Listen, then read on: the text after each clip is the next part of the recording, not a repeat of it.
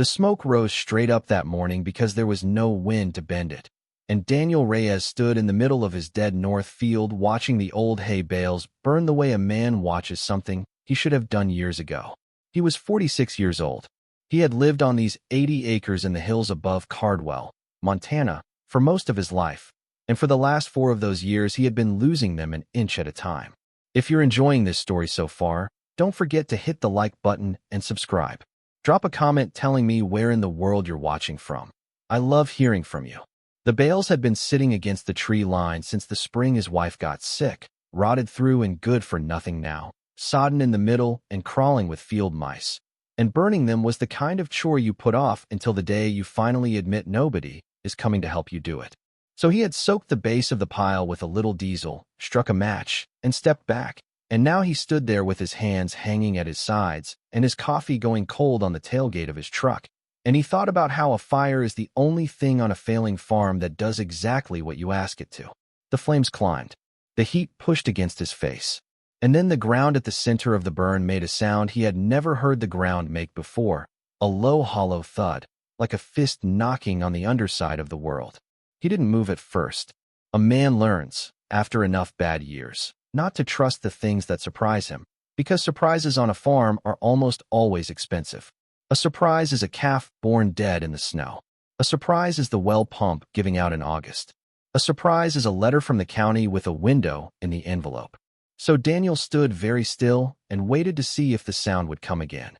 And when it did, when that same hollow knock rolled up through the soles of his boots, he set down nothing because he was holding nothing, and he walked toward the fire instead of away from it, which is a thing only a certain kind of tired man will do. The bales had been stacked on a low rise where the field flattened out before it dropped toward the creek. His grandfather had put them there decades ago out of habit, because the rise drained well and kept the bottom of a stack dry, and Daniel had kept stacking there for the same reason without ever once asking why the rise was a rise. Now the fire was eating down through the rotted hay and into the dirt beneath it, and where the dirt had been was not more dirt. There was a shape. A dark rectangle, scorched at the edges, set into the earth at an angle, with the unmistakable straight lines of something that had been built rather than grown. He kicked the burning hay away with the side of his boot, swearing at the heat, beating at the embers with a length of fence board until he had cleared a space wide enough to see. And what he saw, when the smoke thinned, was a door. It was made of wood and banded with iron, and it lay flat in the ground like the lid of something, fitted into a frame of mortared stone that the years had buried under topsoil and grass and 4 decades of his family stacking hay on top of it. The wood was black and split. The iron bands were thick with rust the color of dried blood. There was a ring set into the center of it, a heavy iron pull ring, and around the edges where the fire had burned the soil away, Daniel could see the stone frame running down into the ground deeper than he could follow with his eyes. He stood over it for a long time. The fire was dying behind him now, having done its work and revealed a thing that should not have been there, and the smoke drifted off toward the creek, and somewhere a long way off a hawk made its thin falling cry. And Daniel Reyes looked down at a door in the ground that he had walked over and driven over and stacked hay over for his entire life without knowing it was there. He thought about his grandfather, who had died when Daniel was 9 and had been a quiet man, the kind who knew things he never said. He thought about how the old man had always told him to keep the bales on that rise and nowhere else, and how Daniel had assumed it was about drainage, and how maybe it had never been about drainage at all. He crouched down and put his bare hand flat against the iron ring, and it was hot from the fire, hot enough to make him pull back, and that small pain was the thing that brought him out of the strange dream the morning had become. He stood. He looked at the door, and then he did the thing that, much later, every person in Cardwell would have an opinion about, the thing the lawyers would ask him to explain a dozen times, the thing the reporters would lead with. He took his phone out of his coat pocket, and he called 911. The dispatcher was a woman named Brenda Holloway who had worked the county line for 20 years and had heard nearly everything.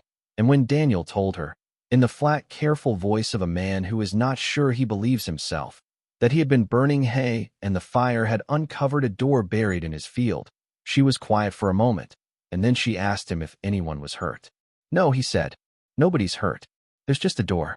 In the ground. Underneath where the hay was. Brenda asked him if the fire was contained. and he looked behind him at the spreading black circle of ash and the few orange seams still working through the rot. And he said it was mostly out. He'd watch it, and she said she'd send someone out to take a look, and that he shouldn't open anything until they got there. He said all right. He hung up, and then he stood guard over a door in his own field like a man who has been told there is a stranger sleeping in his barn, waiting for the law to arrive and tell him what he had found. It took Deputy Wade Tillman the better part of an hour to come up the rutted track to the north field, and by the time his cruiser crested the rise and Daniel saw the dust of it through the dead cottonwoods, the fire was nothing but a cooling stain on the ground, and the door was clearly, plainly, undeniably a door. Tillman got out of the car, settling his belt and his hat. And he was a young man, younger than Daniel by a good 15 years, and he had the look of someone who had expected to spend his morning on something less interesting.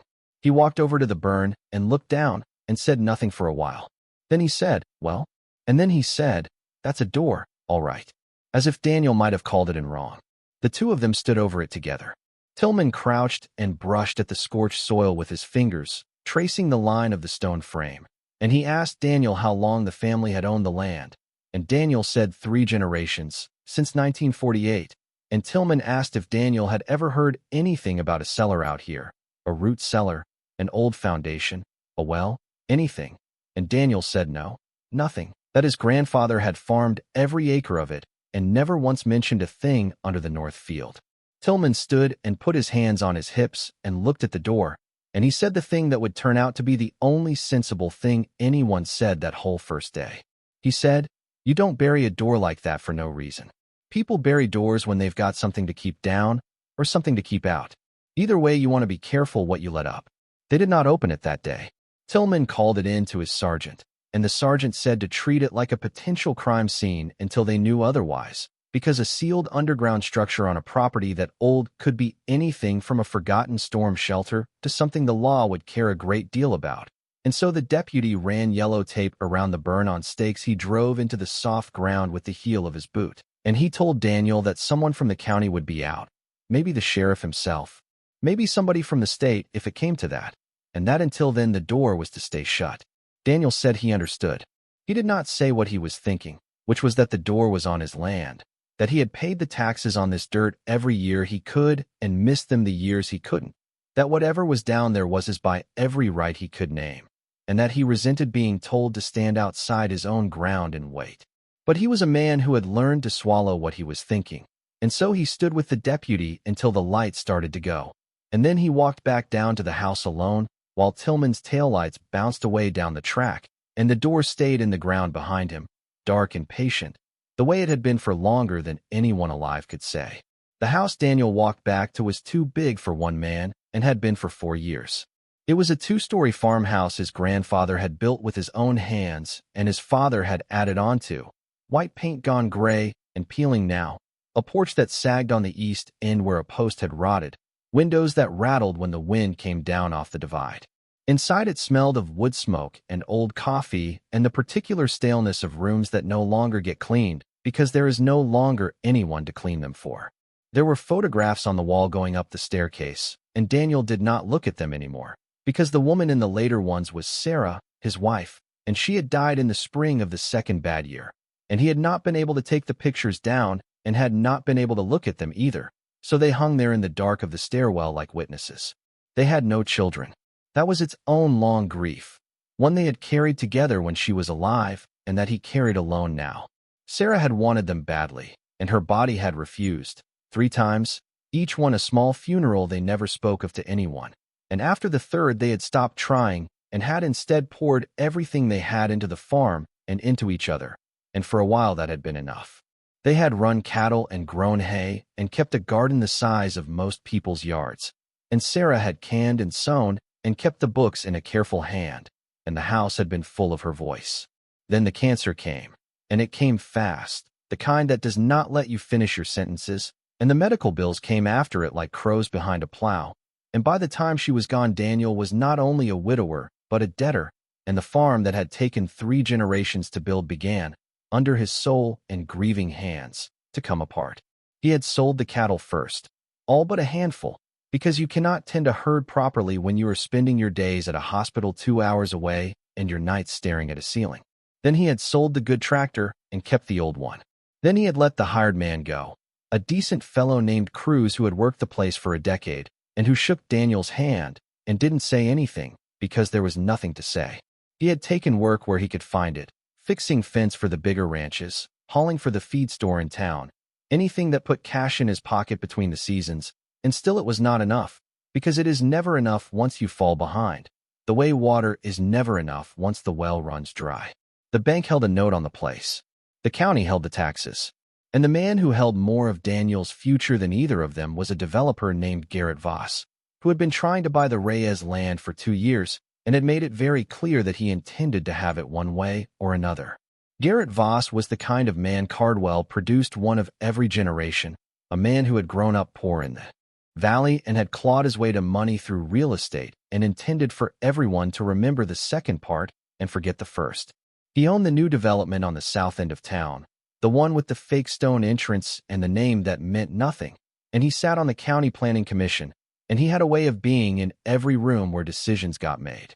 He had come to Daniel's door himself the first time, all handshake and sympathy, talking about how hard it must be to keep a place like this up alone, talking about a fair price, a clean break, a fresh start somewhere with less weight on it. And Daniel had said no.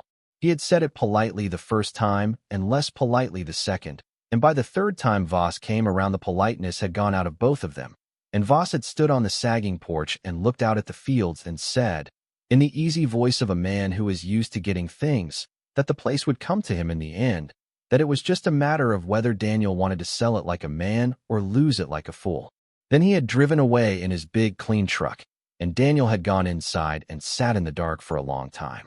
So the door in the field was not the only thing weighing on Daniel Reyes the night after the fire.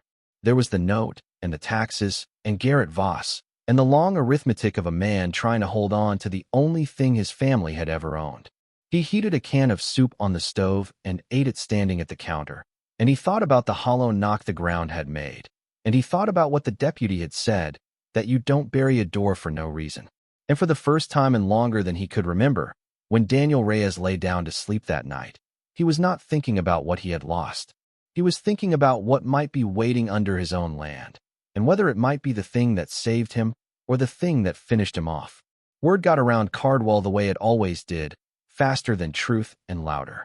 By the next morning, the diner on Main Street was full of it, and by noon there was not a soul in town who hadn't heard that crazy Dan Reyes had set his field on fire and dug up a door to nowhere and called the law on it like he'd found a body. The story changed in the telling, the way these stories do. In one version, Daniel had found a tunnel that ran clear to the river. In another, it was an old bootlegger's stash from Prohibition days. In another, the cruelest one, there was nothing under the door at all, and poor Dan had finally lost what little he had left after Sarah, talking to deputies about hatches in his field like a man who stopped sleeping.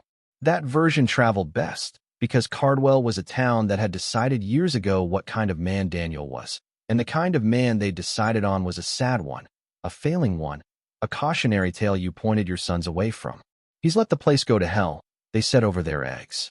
Sarah held that man together, and now look at him, burning his own fields, digging holes. It's a shame is what it is. Daniel knew what they were saying.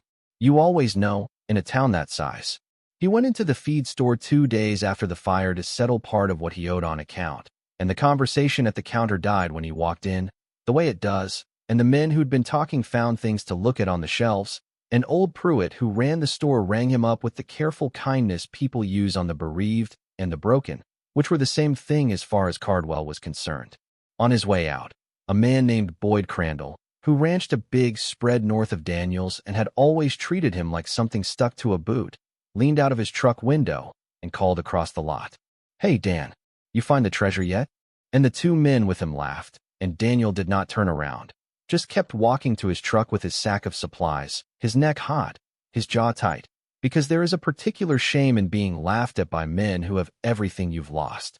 But here is the thing about that laughter, the thing Boyd Crandall didn't know and Garrett Voss didn't know and the diner crowd didn't know. The door was real. The hollow sound under the ground was real.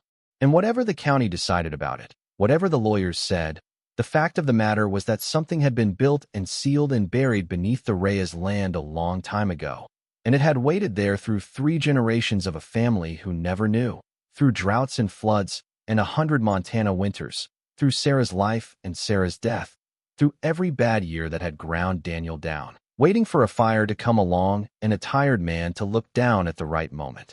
The town could laugh. The town was going to be wrong. The sheriff came on the 3rd day. His name was Hollis Pruitt, no relation to the feed store, a heavy patient man in his late 50s who had been sheriff of the county for 16 years and intended to retire in 2. And he came up the track in his own truck with Deputy Tillman following behind, and he brought with him a man Daniel didn't recognize, thin and bookish, with wire glasses and a canvas bag over his shoulder. The sheriff introduced him as Dr. Aaron Mercer from the State Historical Society and explained that when you found a sealed structure that old on private land, there were rules about it, procedures, and that Mercer was here to take a look before anybody opened anything, to make sure they didn't damage whatever it was or break a law nobody had thought about. Daniel said that was fine. Daniel was learning that on his own land, with his own door, everything was fine whether he liked it or not. Aaron Mercer turned out to be the first person since the fire who looked at the door the way Daniel felt about it, which was to say with something close to reverence. He knelt in the ash and ran his hands over the iron bands and the stone frame, and he made small sounds to himself, and he took photographs from every angle, and he pulled a tape measure from his canvas bag and measured the door and the frame and the depth of the stone where the fire had exposed it. Then he sat back on his heels and looked up at the sheriff and Daniel and the deputy, and his face had the flush of a man who has found the thing he has spent his whole career hoping to find. "This isn't a root cellar," he said, "and it isn't a storm shelter, and it isn't anything anybody in this county built in the last 100 years. This stonework is old, 1860s, maybe earlier. The iron is forged, not cast, which means it was made by hand by a blacksmith, which means it predates the railroad coming through here."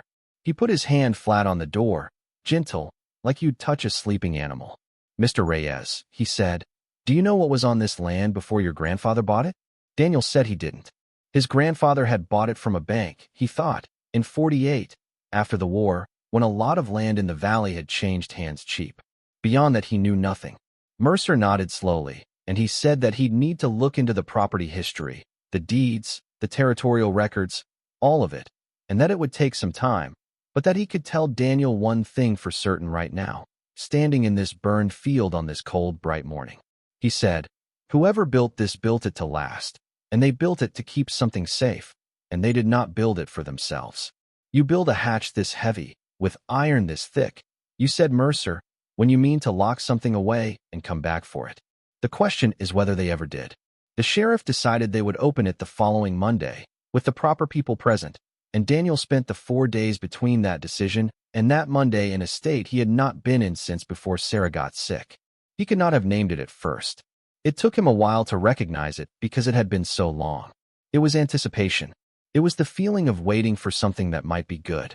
He had lived for 4 years in a world where waiting only ever meant waiting for the next loss, the next bill, the next blow, and now he lay awake at night not in dread but in a kind of unbearable wondering, picturing the dark space under the door, building it in his mind into 10,000 different things and tearing each one down, because to let himself hope was to set himself up. And a man who has been knocked down as many times as Daniel Reyes does not get up easy and does not trust the hand that helps him. On the Sunday before, he did something he had not done in a long time. He climbed the stairs of the farmhouse in the evening, and he stopped on the landing where the photographs hung, and he made himself look at them. There was Sarah at 25, the year they married, laughing at something out of frame with her hair coming loose. There was Sarah at 30, kneeling in the garden with dirt on her hands and the whole summer in her face. There was Sarah near the end, thin, her eyes too big, but smiling, always smiling, because she had been the kind of person who used up the last of herself making other people feel like things would be all right. Daniel stood on the landing in the dark and he talked to her, which he had not let himself do in months because it had felt like madness. And he said, "There's something in the north field, Sarah. There's a door. I don't know what's down there. And I'm scared, because if it's nothing, I don't know how I keep going, and if it's something, I don't know if they'll let me keep it." He stood there a while longer. Then he went up to bed, and for once he slept. Monday came gray and still, with the smell of snow somewhere up high though none was falling. And by 8 in the morning the North Field had more people in it than it had seen in years. The sheriff was there, and Tillman, and a second deputy. Aaron Mercer was there with 2 assistants from the Historical Society and a truck full of equipment, lights, and a generator and shoring timber in case the space below was unstable. There was a man from the county recorder's office, and there was, to Daniel's quiet fury, Garrett Voss, who had no business being there at all, but who sat in his big clean truck at the edge of the field with the engine running and the heater on, watching, because Garrett Voss made it his business to be present wherever the future of land was being decided. Daniel stood apart from all of them, near the door, on his own ground, and he did not look at Voss, and Voss did not look at him, and the air between their 2 positions in that field hummed with everything that had passed between them. Mercer ran the operation with the careful slowness of a man who has waited his whole life for a morning like this and does not intend to ruin it by rushing. They photographed everything again. They cleared the last of the ash and the scorched soil away from the door and the frame by hand, with trowels and brushes, until the whole structure stood revealed, a stone-lined shaft set into the rise with the iron-banded door fitted over it like a seal. The iron ring at the center was the only way to open it, and Mercer studied it for a long time, looking for a lock, a hidden mechanism, a trap, anything, and found nothing but the ring itself, rusted nearly solid in its mounting. He had brought penetrating oil, and he worked it into the rust at the hinges and the ring, and he and his assistants took turns with it, and the morning wore on, and the cold settled into everyone's bones, and Garrett Voss watched from his truck, and Daniel waited. It was nearly noon when the door moved. They had rigged a chain to the ring and run it to the winch on. The front of the Historical Society's truck, after the ring had refused to yield to hands alone, and Mercer had insisted on the gentlest possible pull, easing the slack out by inches, everyone standing back, and for a long moment nothing happened at all and Daniel's heart sank, because he had let himself believe, and the door was simply going to stay shut forever and prove the town right. Then there was a crack like a green branch breaking, the sound of decades of rust giving up at once, and the door rose on its hinges with a groan that everyone in that field would remember for the rest of their lives, a deep tearing complaint of iron and wood, and a breath of air came up out of the dark below it, cold and dry and old, air that had not touched the sky since before any of them were born, and it carried a smell Daniel could not name. Mineral and faint and strange, the smell of a sealed place, the smell of time itself. Everyone went silent. Mercer held up a hand to keep them all back, and he took a flashlight and lay down on his stomach at the edge of the open shaft and put the light down into it. And Daniel watched the man's face in the moment the beam reached the bottom, watched his expression change, watched something move across it that was not surprise exactly, but a kind of stunned confirmation, the look of a man whose wildest guess has just turned out to be true. Mercer did not say anything for a long moment. The whole field leaned toward him. Even Garrett Voss had gotten out of his truck now and come a few steps closer, drawn against his will. And finally Aaron Mercer pushed himself up onto his knees, and he looked at Daniel Reyes across the open mouth of the shaft, and his voice when it came was quiet and shaking. "There are stairs," he said. "Stone stairs, going down. And there's a room down there, Mr. Reyes. A room with things in it." He swallowed. "I think you'd better come look. I think this is yours to see first." Daniel walked to the edge. The sheriff started to say something about safety, about waiting for the shoring, and Mercer waved him off, said the stone was sound. He could see that much, that one person could go down carefully, and that it ought to be the owner of the land. So Daniel Reyes lowered himself onto the first of the stone steps, and Mercer handed him the flashlight, and Daniel went down into the earth under his own field, down past the rim where the daylight stopped, down the steep narrow stairs with one hand on the cold stone wall to steady himself, his breath loud in his own ears, his heart going like a hammer. The steps were worn in the centers, worn by feet, which meant that whoever had built this place had used it, had gone up and down these same stairs, and that thought put a chill in him deeper than the cold air. He counted the steps without meaning to. There were 19, and at the bottom of the 19 steps the shaft opened into a room, and Daniel Reyes lifted the flashlight, and he saw what his family had been farming over for 3 generations. The room was small, perhaps 12 feet by 15, with a low arched ceiling of fitted stone, dry as a bone, the air inside it utterly still. Along the walls were shelves, and on the shelves were objects wrapped in oilcloth and waxed canvas. Dozens of them, stacked and ordered with a care that spoke of a patient and methodical hand. There were wooden crates against the far wall, banded with the same forged iron as the door, and there was a table in the center of the room, a heavy table of dark wood, and on the table, set out as if someone had laid them down intending to return within the hour, were three things. A leather satchel, cracked and stiff with age, a glass-stoppered bottle, empty, and a book, bound in dark leather, lying closed in the center of the table with a single object resting on top of it, as if to weigh it down, a smooth river stone, ordinary, the kind of thing a man might carry in his pocket for luck. Daniel stood at the bottom of the stairs and swept the light slowly across all of it, and he understood, the way you understand a thing before you have words for it, that he was the first living person to stand in this room in more than 150 years. He did not touch anything at first. There was a held-breath quality to the room that made him afraid to disturb it, the way you don't speak above a whisper in a church, and so he simply looked, and he let the light find the details one by one. The shelves were not random. Things were grouped. Here a row of the oilcloth bundles, all roughly the same size and shape, heavy-looking, the cloth gone dark and brittle. There a stack of smaller parcels tied with cord that had rotted to threads. The crates in the corner had stenciling on them, faded letters Daniel couldn't read from where he stood. And the table with the book and the bottle and the satchel, sat in the exact center of the room beneath the keystone of the arched ceiling, in the place of honor, the place where the most important thing in any room is always put. Daniel moved toward it slowly. He set the flashlight on the table so its beam threw the room into long shadows, and he reached out, and he lifted the small river stone off the cover of the book, and he held it in his palm. This ordinary smooth stone that someone had chosen 150 years ago to mark the most important thing they owned. And then he opened the book.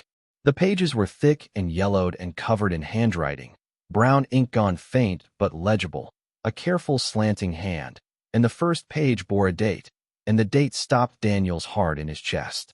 1864, below the date, a name. Below the name, in that same careful hand, a single line that Daniel read 3 times before it would hold still in his mind, a line written by a hand long since turned to dust, addressed across more than a century and a half to whoever would one day stand where Daniel was standing now, holding the light, holding the stone, holding his breath. To whoever finds this, the line read, what is here was never stolen, and was never mine to keep. It belongs to those who were wronged. Find them. Make it right.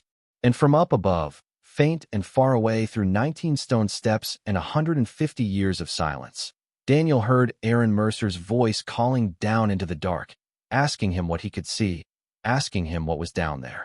And Daniel Reyes stood in the buried room with the book open in his hands and the stone warm in his palm, and he found that he could not answer, because his throat had closed, and his eyes had filled, and for the first time in 4 long years, Daniel Reyes was not thinking about everything he had lost. He was thinking about what he had been chosen to find. He climbed back up the 19 steps slowly, and when his head came up into the gray daylight, the whole field was watching him. And he must have had a look on his face, because nobody said anything smart, nobody laughed. Even Garrett Voss, standing at the edge of the crowd, had gone still and intent.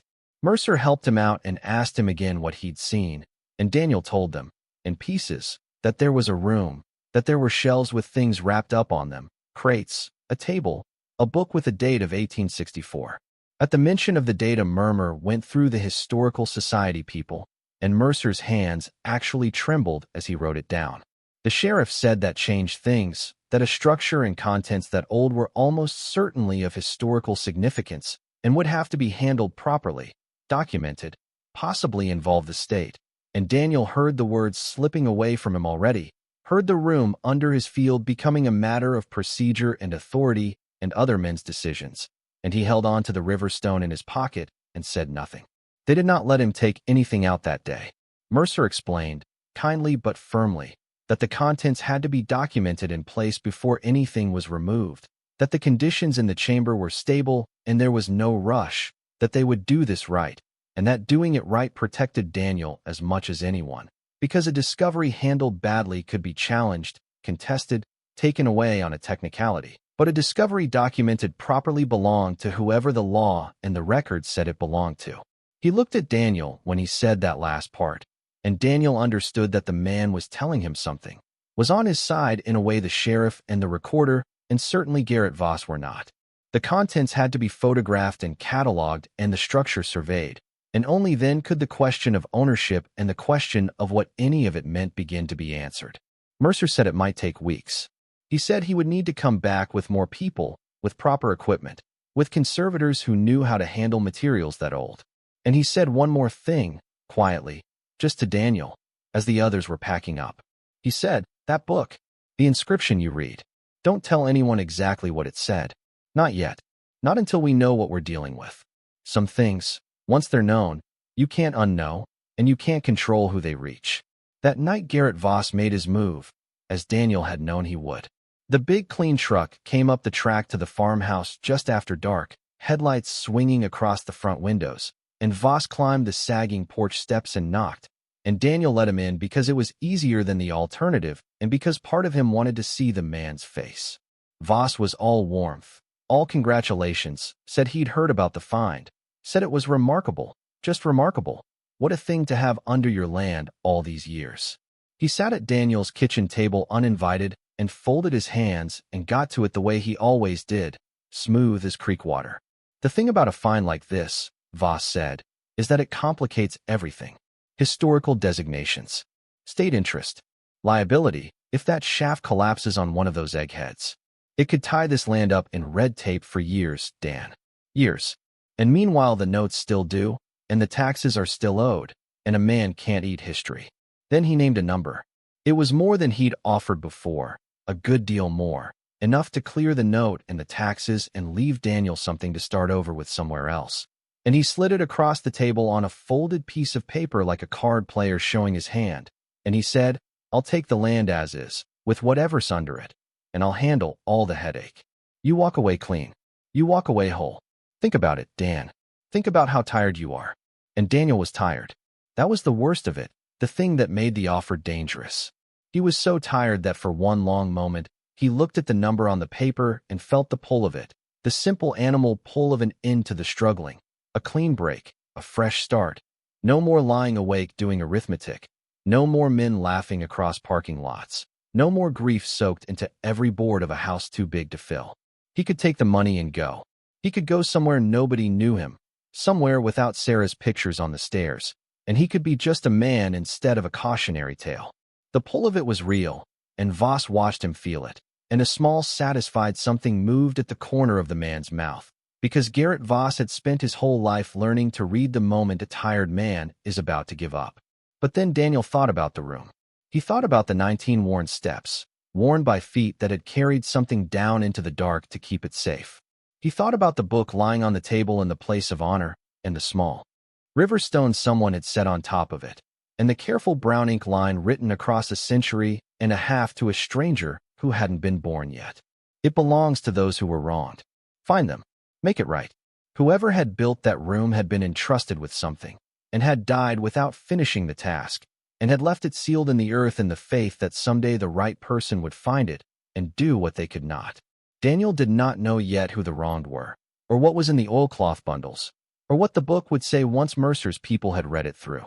But he knew, with a certainty that surprised him, that if he sold the land to Garrett Voss tonight, that trust would die in the dark, and whatever was meant to be made right would never be made right, and the room would become just another asset on Voss's books, the contents sold off quiet to collectors, the inscription forgotten, the wronged left wronged forever. And Daniel Reyes, who had lost his wife and his cattle and his standing and very nearly his hope, found that there was one thing he had left that he was not willing to lose. He folded the paper back up along its crease. He slid it across the table to Garrett Voss, and he said, in a voice that was quieter than the wind through the cottonwoods but carried perfectly across the kitchen, "No, it's not for sale. None of it. You can see yourself out." Voss did not get angry. That was the chilling part, the part Daniel turned over in his mind for a long time after. A smaller man would have gotten angry, would have threatened, would have slammed the door. Voss just stood and smoothed the front of his coat and put the folded paper back in his pocket and looked down at Daniel with an expression of something like pity, the same pity the whole town wore around him. And he said, "You're making a mistake, Dan. You always do." He said, "There are ways for a thing to come to a man whether he sells it or not, and you've already missed taxes twice, and red tape has a way of strangling a man who can't afford to fight it."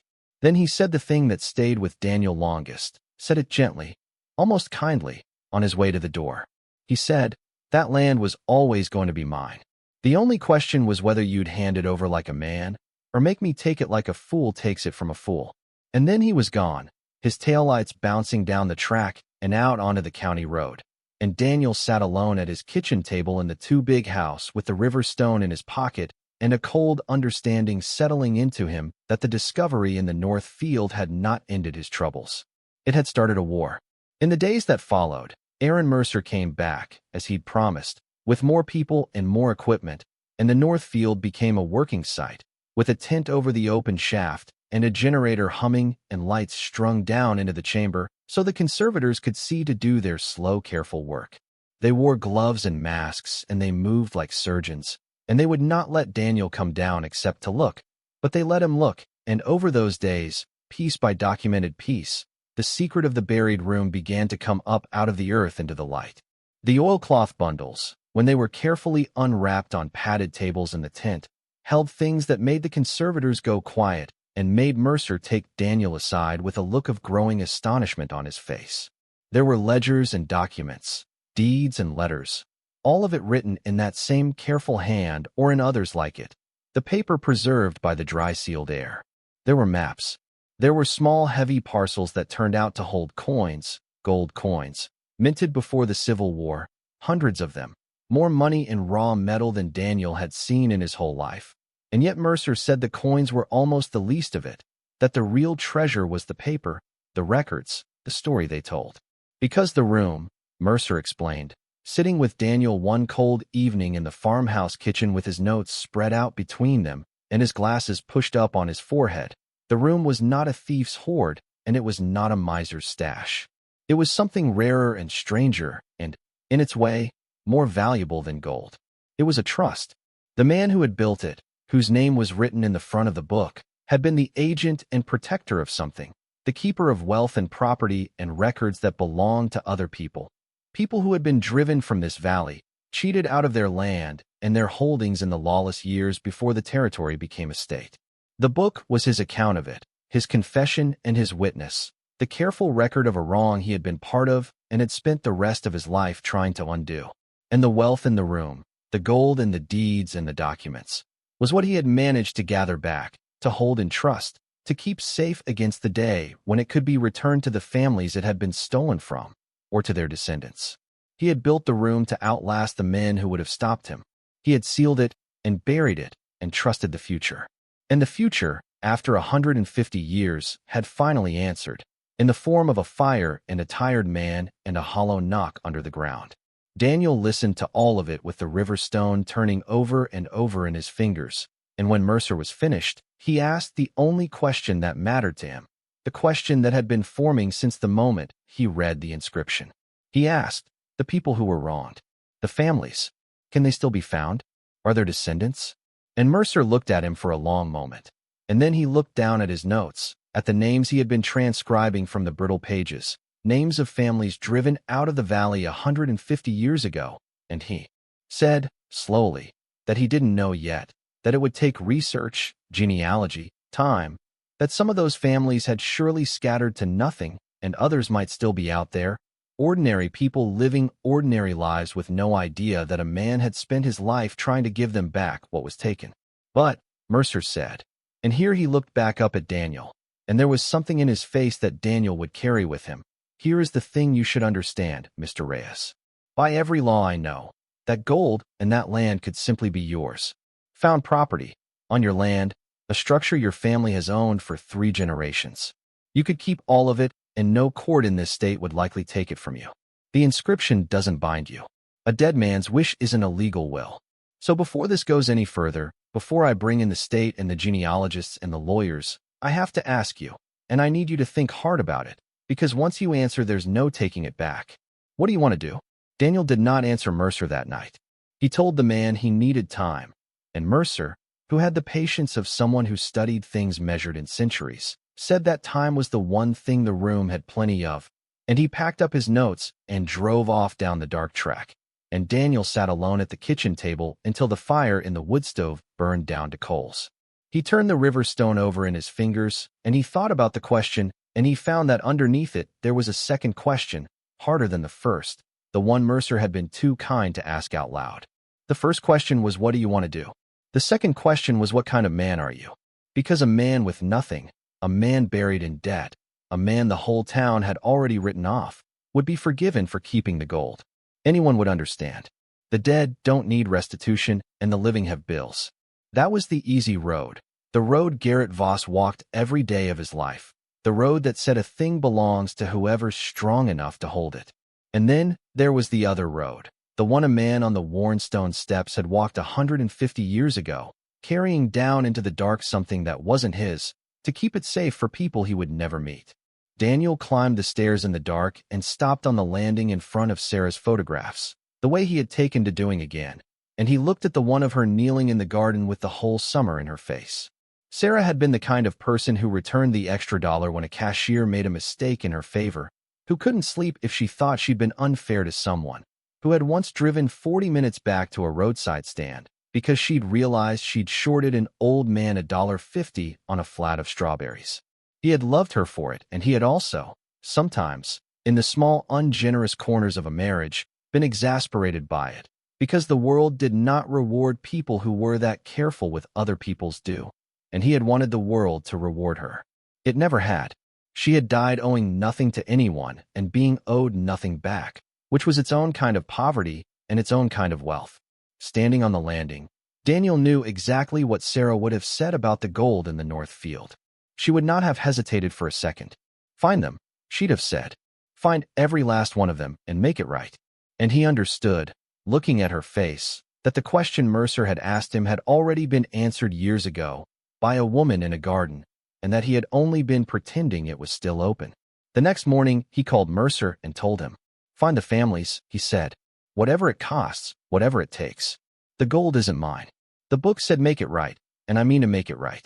There was a silence on the line, and then Mercer said, in a voice that had something thick in it, that he had hoped Daniel would say that he had met a great many people in his work, and most of them, faced with that much gold, found a reason, and that he was glad, more glad than he could say, to have met one who didn't.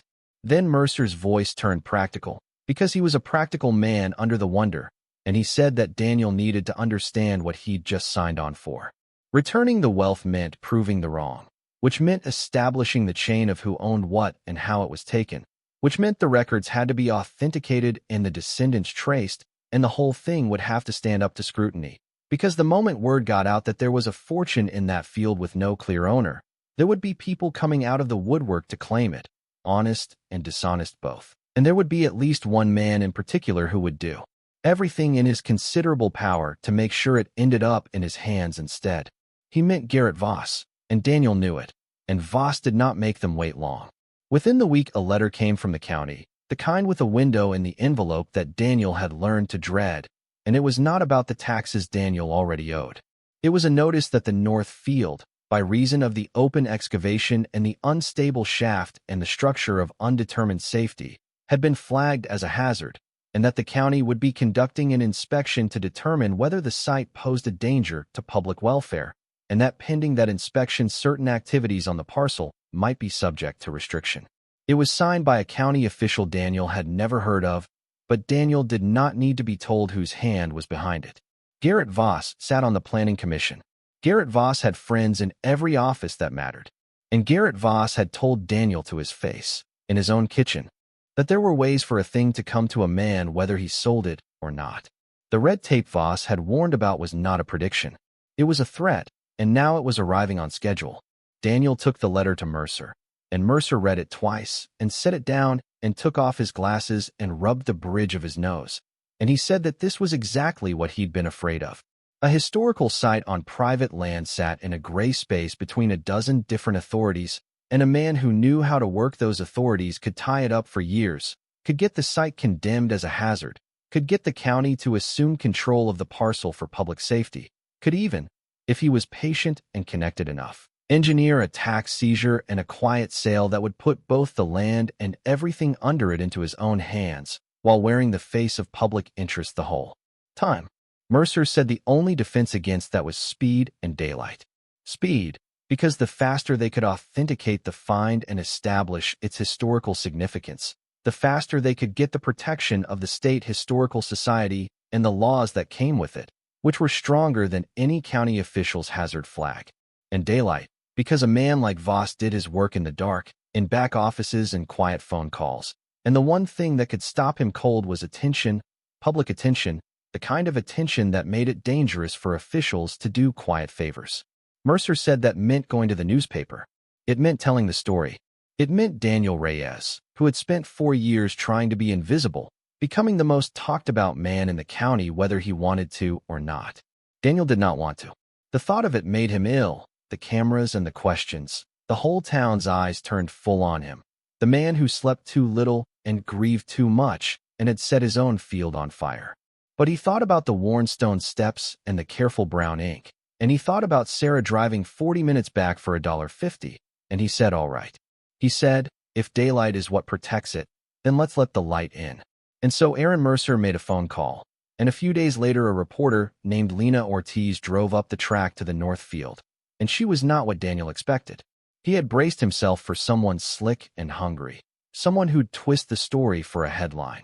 And instead she was a quiet, watchful woman in her 30s who'd grown up 2 counties over on a place not unlike Daniel's, and who looked at the buried room with the same hush in her face that Mercer had, and who listened to the whole story, the fire and the door and the book and the inscription, without once interrupting, and who at the end of it asked Daniel only one question. She asked, why give it back? You don't have to. And Daniel told her about Sarah and the strawberries, and Lena Ortiz wrote that down. And 3 days later the story ran on the front page of the regional paper under a headline that traveled the whole state within a day. A farmer, a fire, and a 150-year OLD promise. If you're hooked on this story, make sure to subscribe and turn on notifications so you never miss an upload. Your support means everything and helps me bring you more emotional stories like this one. The story changed everything, and it changed it fast. Within hours of the paper hitting the stands, the phone in the farmhouse, the same old phone that had carried mostly bill collectors and bad news for 4 years, began to ring with a different kind of call. There were people who wanted to help. A retired schoolteacher in the next town who had spent her life researching local history offered her files for free. A lawyer from the state capitol, a woman who specialized in exactly the kind of tangled property and probate questions the find had raised, called Mercer and offered to take Daniel's interests on at no charge because, she said, she had read the story and she wanted to be on the right side of it. And, most importantly for what was coming, the State Historical Society itself, which had been moving at its usual deliberate pace, suddenly found the matter urgent, because a discovery that had become a statewide story was a discovery the society could not afford to be seen mishandling. And within a week of the article, they had formally designated the site as a place of significant historical interest and assumed a protective role over it, which meant that Garrett Voss's hazard flag, his quiet county maneuvering, his whole patient campaign to strangle the thing in red tape, ran headlong into a wall of state authority and public attention and stopped dead. Voss was not finished, of course. Men like Voss are never finished, only redirected, like water finding the next low place to run. But for the moment the daylight had done its work, and Daniel found himself, for the first time in 4 years, not alone against the weight of things but surrounded, almost overwhelmed, by people who had read a story about a man who'd chosen to do the hard right thing and who wanted, in the strange generous way people sometimes do, to be part of it. And the town, the same town that had laughed at him across parking lots, began, with the awkward slowness of a place forced to revise its opinion of someone, to change its tune. The men at the feed store still went quiet when he walked in, but it was a different kind of quiet now, the quiet of people who don't know what to say to a person they were wrong about. Old Pruitt rang up Daniel's account, and then, gruffly, knocked a few dollars off and wouldn't explain why. And Boyd Crandall, who had leaned out his truck window and called across the lot, "You find the treasure yet?" did not say anything at all the next time he saw Daniel. just touched the brim of his hat and looked away, which from a man like Crandall was practically an apology. But the laughter and the doubt, and even Garrett Voss were all, in the end, the small weather of the thing. The real work, the work that mattered, was happening in the tent over the shaft and on the padded tables, and in the careful transcriptions Mercer's people were making of the book and the documents. And it was that work that turned the discovery from a treasure story into something deeper and stranger and more human than any of them had expected.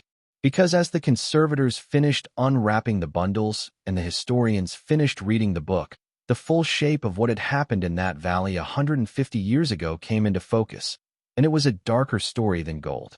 The man who had built the room, whose name was Elias Caro, had come to the valley in the early 1860s as a young clerk in the employ of a land company, one of the speculative outfits that had swarmed the Western territories in those years, buying and selling and seizing land in the chaos before there were proper laws or proper records to stop them.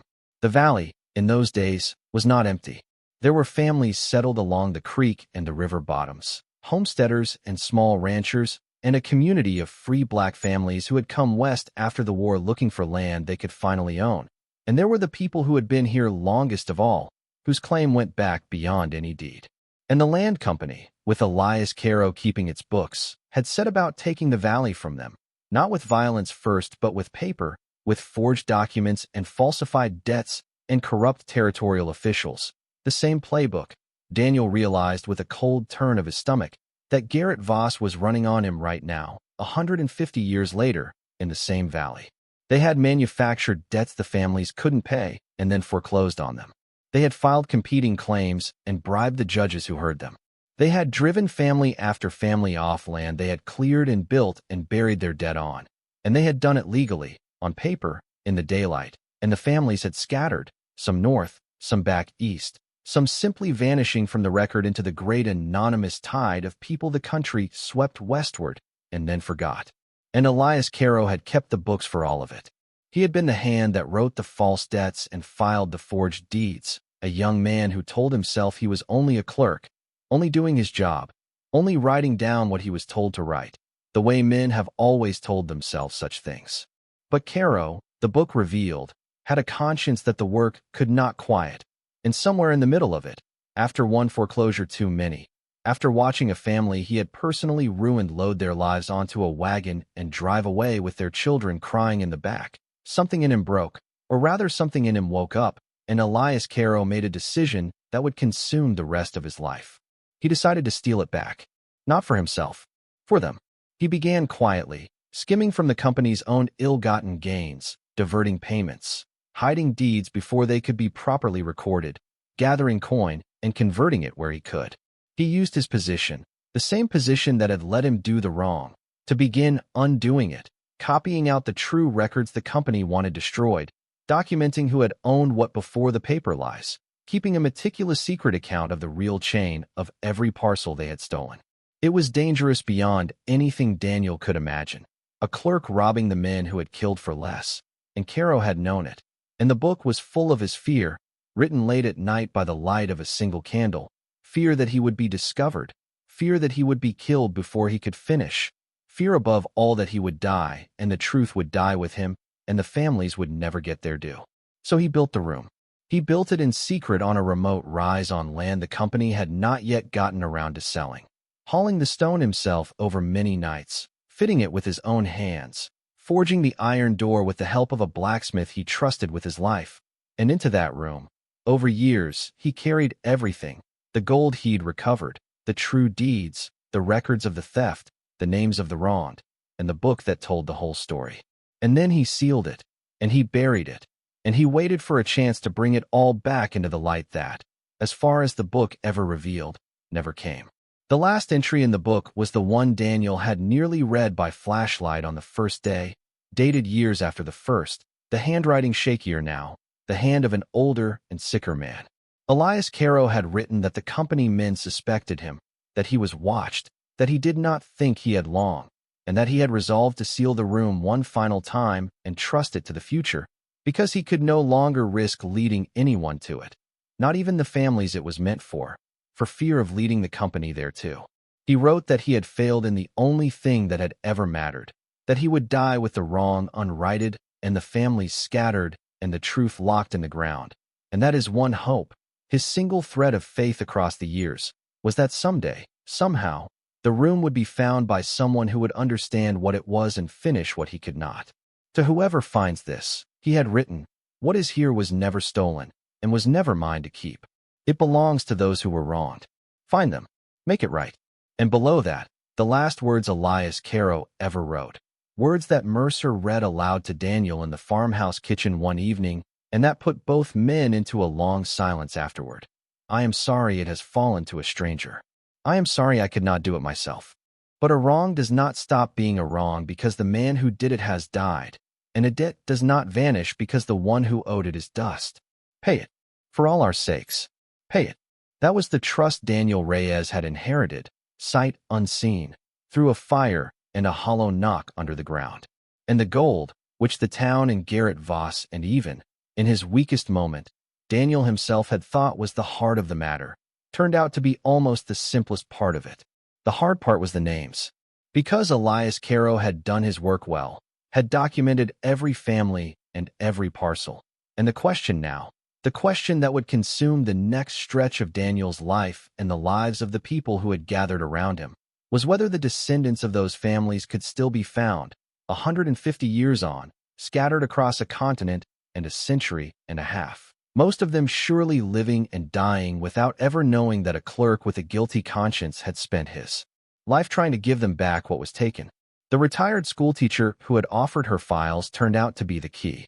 Her name was Margaret Voss, and when she first called, Daniel's heart had stopped at the surname. But she had said immediately, and with some bitterness, that yes, she was Garrett's aunt, his late father's sister, and that she had not spoken to her nephew in 15 years and did not intend to start now, and that she had spent her whole career as a teacher and her whole retirement as an amateur historian watching her family's name get attached to exactly the kind of grasping that Elias Caro had written about, and that nothing would give her more pleasure than to help right an old theft that her own nephew was busy trying to repeat. She had the genealogical knowledge that Mercer's academic historians lacked, the deep local roots, the boxes of records and family trees and obituaries that a lifetime of obsessive interest in the valley's history had accumulated, and she threw herself into the work of tracing Caro families with a fierce joy that Daniel found himself moved by. An old woman finally given the chance to use everything she knew for something that mattered. It was slow. It was the opposite of the dramatic morning the door had come open, all of that thunder and wonder replaced now by months of patient paperwork, of letters and phone calls and dead ends, of names that ran out in some county courthouse fire in 1903 and names that branched into dozens of living people and names that simply dissolved into the unrecorded poverty of people history never bothered to write down. But one by one, against the odds, the threads began to lead somewhere. A family Caro had named, driven north out of the valley in 1866, turned out to have settled in a town 300 miles away and to have descendants there still, ordinary people, a mechanic and a nurse and a high school baseball coach, who had no idea that the small failing farm their family had lost generations ago had been stolen, who had grown up with only a vague family story about land out west that was lost long before anyone living could remember.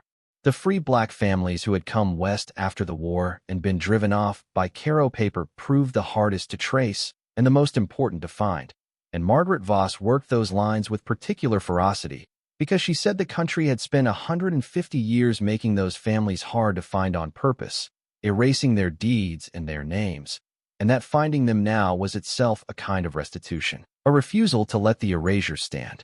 And as the names came in, as the living descendants of Elias Caro wronged families slowly took shape out of the records, Daniel Reyes found himself doing something he had not done since Sarah died.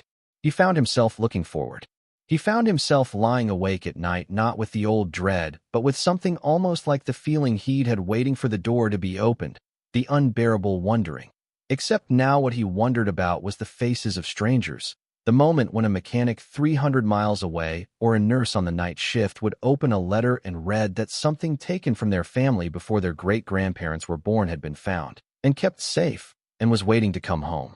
He had no children, and he had thought, in the long, flat years of his grief, that he had no future either, nothing ahead of him but the slow losing of his land and the slow emptying of his days.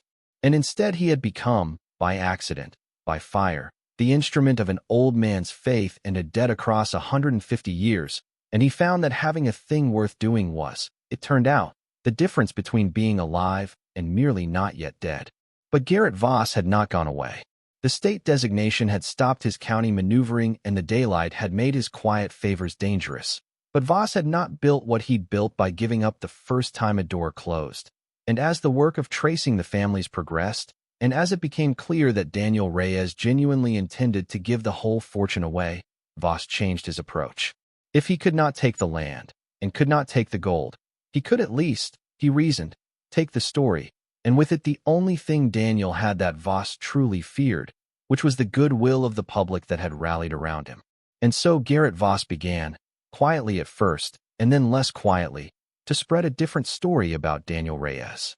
He let it be known, through the same back channels and quiet phone calls he'd used to flag the hazard, that things were not what they seemed at the Reyes place. That a man who had been broke and desperate for 4 years had suddenly come into a fortune and was making a great public show of generosity. And didn't that seem convenient? Didn't that seem staged? Wasn't it possible, even likely, that the whole thing was a scheme, that Reyes meant to keep far more than he gave away, that the Grieving Widower Act and the Humble Farmer Act and the Noble Restitution Act were exactly that, acts, a long con built on a lucky find? Voss did not say it himself, of course. Voss never said anything himself. But the story moved, the way stories do, and within a few weeks Daniel began to feel the goodwill curdling at the edges, began to hear the new whispers underneath the old admiration, and he understood that Voss had found the one attack he could not simply outlast, because you cannot disprove a rumor about your own heart, and the more loudly you insist you are not a fraud, the more you sound like one. It came to a head at a county commission meeting that Daniel had not even planned to attend, a routine public meeting where the question of the Reyes site was on the agenda only as a procedural matter, the formal acknowledgement of the state's protective designation.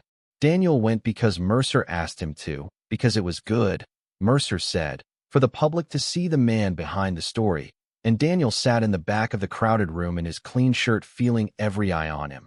And when the matter came up, Garrett Voss, sitting in his place on the commission with his hands folded and his expression grave, made his move at last in the open. He said that while of course everyone celebrated the historical significance of the find, the commission had a duty to the public, and that questions had been raised, serious questions, about the handling of the discovered assets, about the lack of transparency, about whether the public could be certain that a fortune in gold was being managed honestly by a private individual with significant personal debts and every motive to enrich himself. He said it all in the reasonable, regretful tone of a man who took no pleasure in raising hard questions, but felt he must.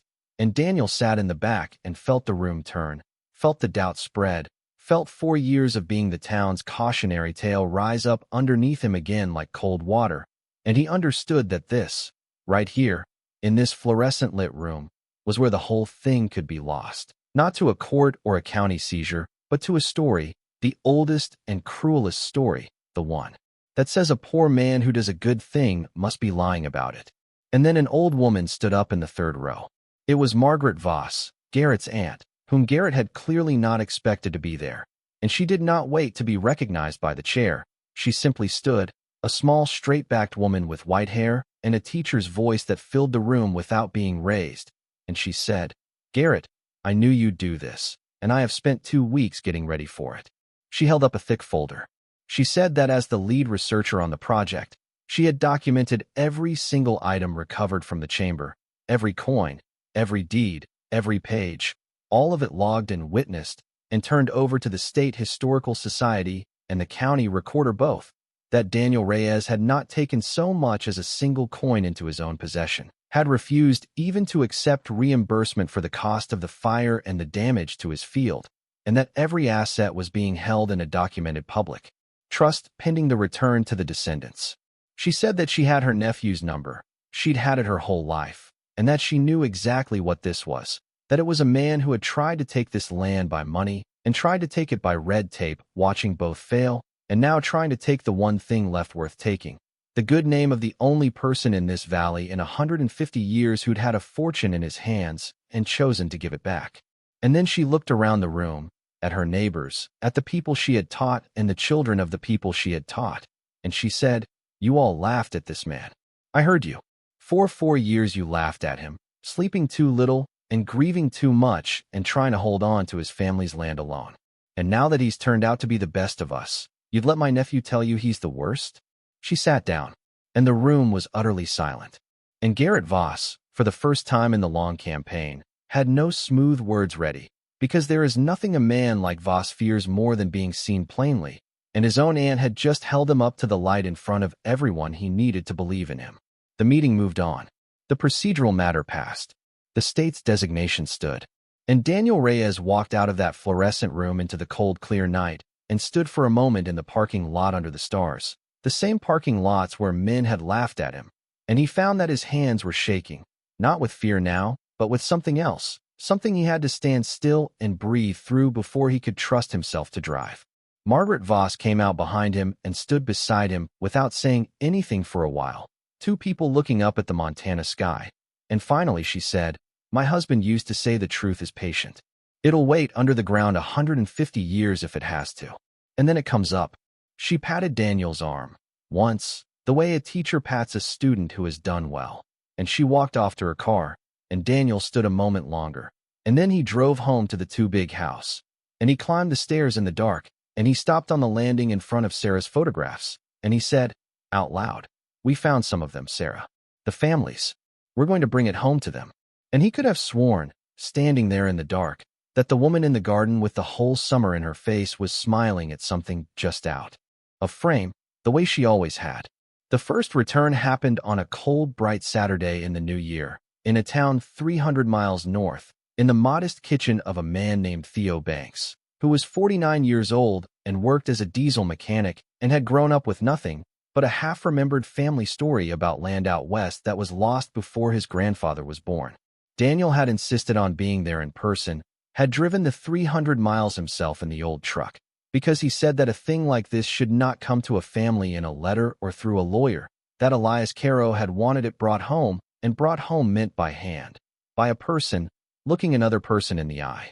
Margaret Voss came with him, and Mercer, and the lawyer from the state capitol, and they sat around Theo Banks's kitchen table, and they laid out the documents, the true deed to 160 acres of valley bottomland that Theo's family had cleared and built and lost, and the record of how it had been taken, and Theo's share of the recovered trust, calculated against the value of what his family had owned. And Theo Banks, a big quiet man with grease worked permanently into the creases of his hands, sat and looked at the deed with his great-great-grandfather's name on it for a long, long time. And then he put his face in those grease-stained hands, and he wept. And his wife stood behind him with her hands on his shoulders and wept too. And Daniel Reyes sat across the table and understood, finally and completely, why Sarah had driven 40 minutes back for $1.50, and why a clerk with a guilty conscience had spent his life building a room in the ground, and why no amount of gold in his own pocket could ever have been worth 1/10 of this.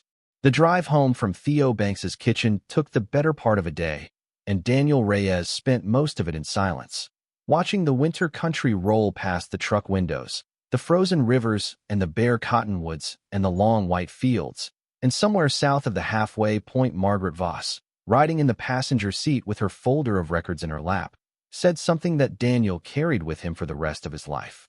She said, "You know what the cruelest part of what my family did was, Daniel? It wasn't taking the land. Land gets taken all the time. That's the whole sad history of this country. The cruelest part was making them think it was their fault. Caro records are full of it. The company didn't just forge the debts. They made the families believe the debts were real, made them believe they'd failed, made them drive away ashamed. Theo's great-great-grandfather went to his grave thinking he'd lost that land through his own poor management, and he passed that shame down, and it got smaller with each generation, but it never went away, that little family feeling that they were the kind of people who lose things." She looked over at Daniel. "You just gave Theo Banks back 160 acres, she said. But you gave him something bigger than that. You gave him the truth that it was never his family's failing. It was a theft. And there's a particular kind of weight comes off a man when he finds out the thing he was ashamed of was never his shame to carry. Daniel kept his eyes on the road, but his hands tightened on the wheel, because she was not only talking about Theo Banks. He had carried his own shame for 4 years, the shame of the failing farm and the sold cattle and the missed taxes, the shame of being the man Sarah held together who fell apart the moment she was gone. And he had believed, the way Theo's family had believed, that it was his own failing, that he was simply the kind of man who loses things. And it was true that grief and bad luck and his own mistakes had played their part. But it was also true that there had been a man with a big clean truck working the whole time to make sure Daniel went under, manufacturing the pressure the same way Caro Company had manufactured debts, and that some of the weight Daniel had carried as his own shame had been put on him on purpose by a man who profited from his despair. Hearing Margaret say it out loud about Theo let Daniel finally hear it about himself. And somewhere on that long white highway a thing he had been carrying for 4 years shifted and loosened, not gone. Grief is never gone, but no longer crushing him into the ground. The returns went on through the late winter and into the spring, family by family, and each one was its own long day of records laid on a kitchen table and a stranger's face changing as they understood, and Daniel went to every one he could, 300 miles or 500, because he had decided that this was what his days were for now, and there was nothing else he would rather spend them on. Not all of them wept like Theo Banks. One family, descendants of a rancher Caro had ruined, received the news with a flinty suspicion that took the whole afternoon to thaw, because they had been poor a long time and had learned that anything that looks like good news is usually a trick, and Daniel understood that completely and did not push, just laid out the documents and answered every hard question and left the lawyer's card and drove home. And 3 weeks later that family called to say they'd had it all checked by their own attorney and it was real, and they were sorry they'd doubted him, and could he tell them, please, more about the man who'd written it all down. One family had dwindled to a single elderly woman in a care home who had outlived everyone, and who held the deed to her family's lost land in her thin hands, and said only, well, isn't that something, in a voice from very far away, and died 2 months later, and left her share, in her will, to a scholarship for children in the valley, which Daniel thought Elias Caro would have approved of. And the free black families, the ones Margaret Voss had worked the hardest to trace, the ones the country had spent a century and a half making hard to find, came back into the light one by one, and those returns were the ones that drew the widest attention when the story of them spread, because they were the clearest proof of what Caro records showed and what the official histories had buried, that the valley's prosperity, the prosperity of families like Garrett Voss's, had been built in part on land stolen specifically from people who had come west after the war, believing the country's promise that they could finally own something, and been driven off by paper and lies. The descendants of those families had carried not only the small private shame of loss, but the larger knowledge of how the country worked. And when Daniel laid the true deeds in front of them, when the records showed not vague misfortune, but names and dates, and the deliberate machinery of the theft, something moved in those kitchens that was bigger than one family's restitution. One of the descendants, a woman named Carla Whitfield who taught history herself at a college back east, took the deed to her family's Lost Valley homestead and held it up and said, my students are going to learn about this. Not the gold. The gold doesn't matter.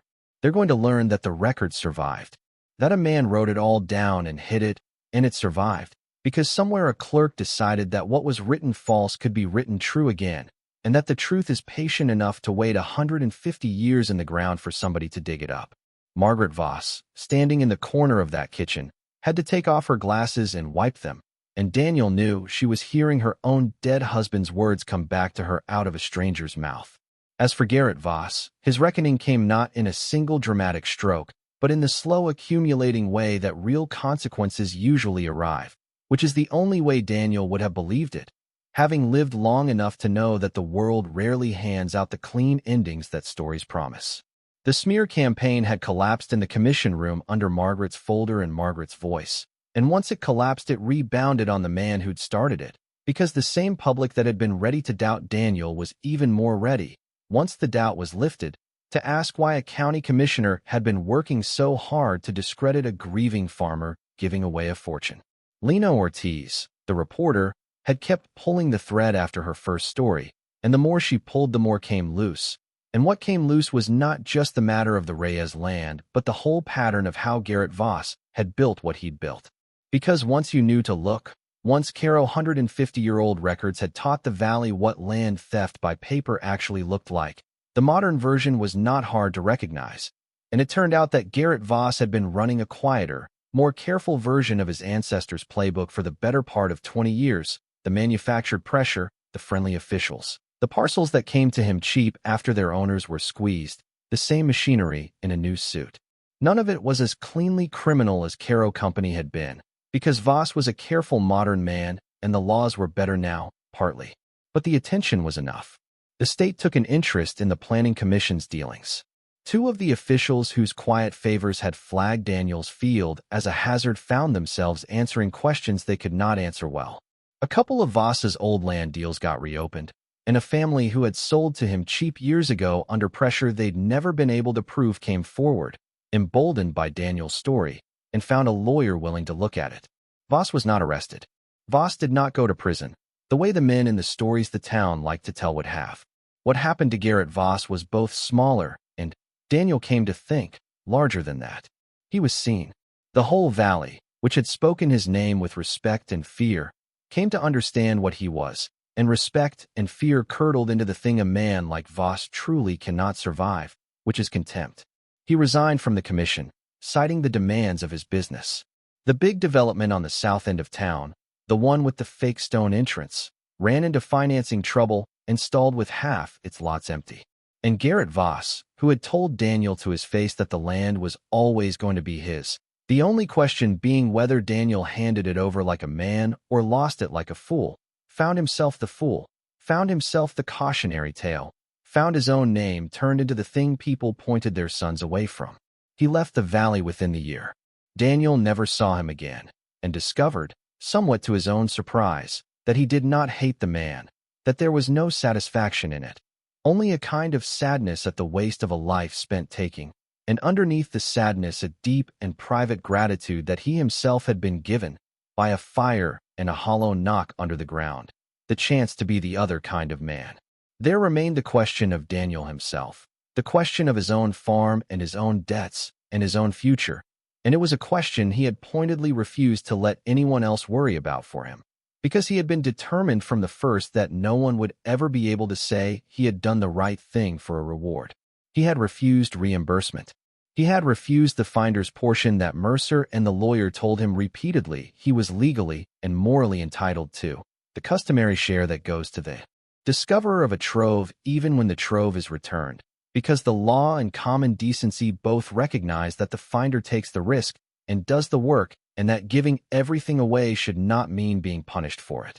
Daniel had waved all of it off, again and again, until it became a kind of standoff, the people around him insisting and Daniel refusing, and it was Margaret Voss, in the end, who broke it, because Margaret Voss had a teacher's bluntness and no patience for what she called nonsense dressed up as nobility. She came to the farmhouse one evening in the spring, when the north field was greening up around the filled and capped and properly preserved shaft that the Historical Society had turned into a small protected site, and she sat down at Daniel's kitchen table and put her hands flat on it, and said, "Daniel, I am going to say this once, and you are going to listen. You have spent 4 years believing you are a man who loses things, and now you have got it into your head that to prove you're not, you have to lose this too. You have to refuse every good thing that comes near you, as if poverty were the price of being decent." She said, "That is not humility. That is the same old shame wearing a halo.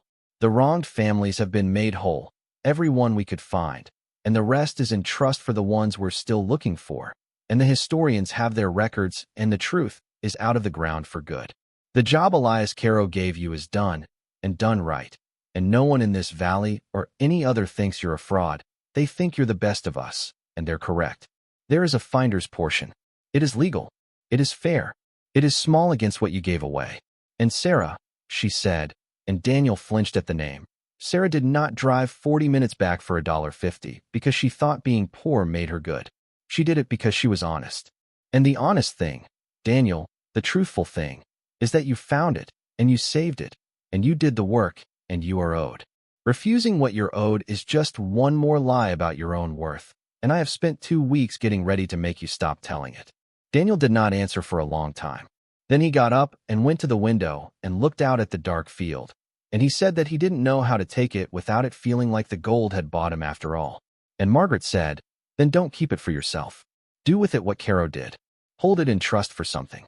And that was the thing that finally turned the lock, because it gave Daniel a way to receive without keeping. And over the following weeks, with the lawyer's help, the finder's portion, which was indeed small against the whole, but was nonetheless more money than Daniel Reyes had ever expected to see, became the seed of something. He cleared the bank note on the farm first, because Margaret was right that a man cannot do good from a place he's about to lose. And he paid the back taxes, and for the first time in 4 years the Reyes land stood free and clear, 80 acres above Cardwell that no longer belonged in any part to the bank or the county or the long shadow of Garrett Voss, but only to Daniel, and through Daniel to the 3 generations behind him and to whatever came after. And then, with what remained, he did the thing that made the story complete, the thing that turned a discovery into a legacy. He started a trust of his own. He called it the Caro Trust, after the clerk, because he said the man deserved to have his name attached to something good after 150 years of his name existing only in the secret pages of a book in the ground. And the trust did the work that Daniel had come to understand was the real inheritance, the work of finding the families that hadn't been found yet, the threads that ran out in courthouse fires and unrecorded poverty, the descendants scattered so far that even Margaret Voss's lifetime of records couldn't reach them. The trust hired genealogists. It funded the Historical Society's continued study of Caro documents. It paid for Carla Whitfield, the history professor, to bring her students west each summer to work the records and walk the valley and learn the patient survival of the truth.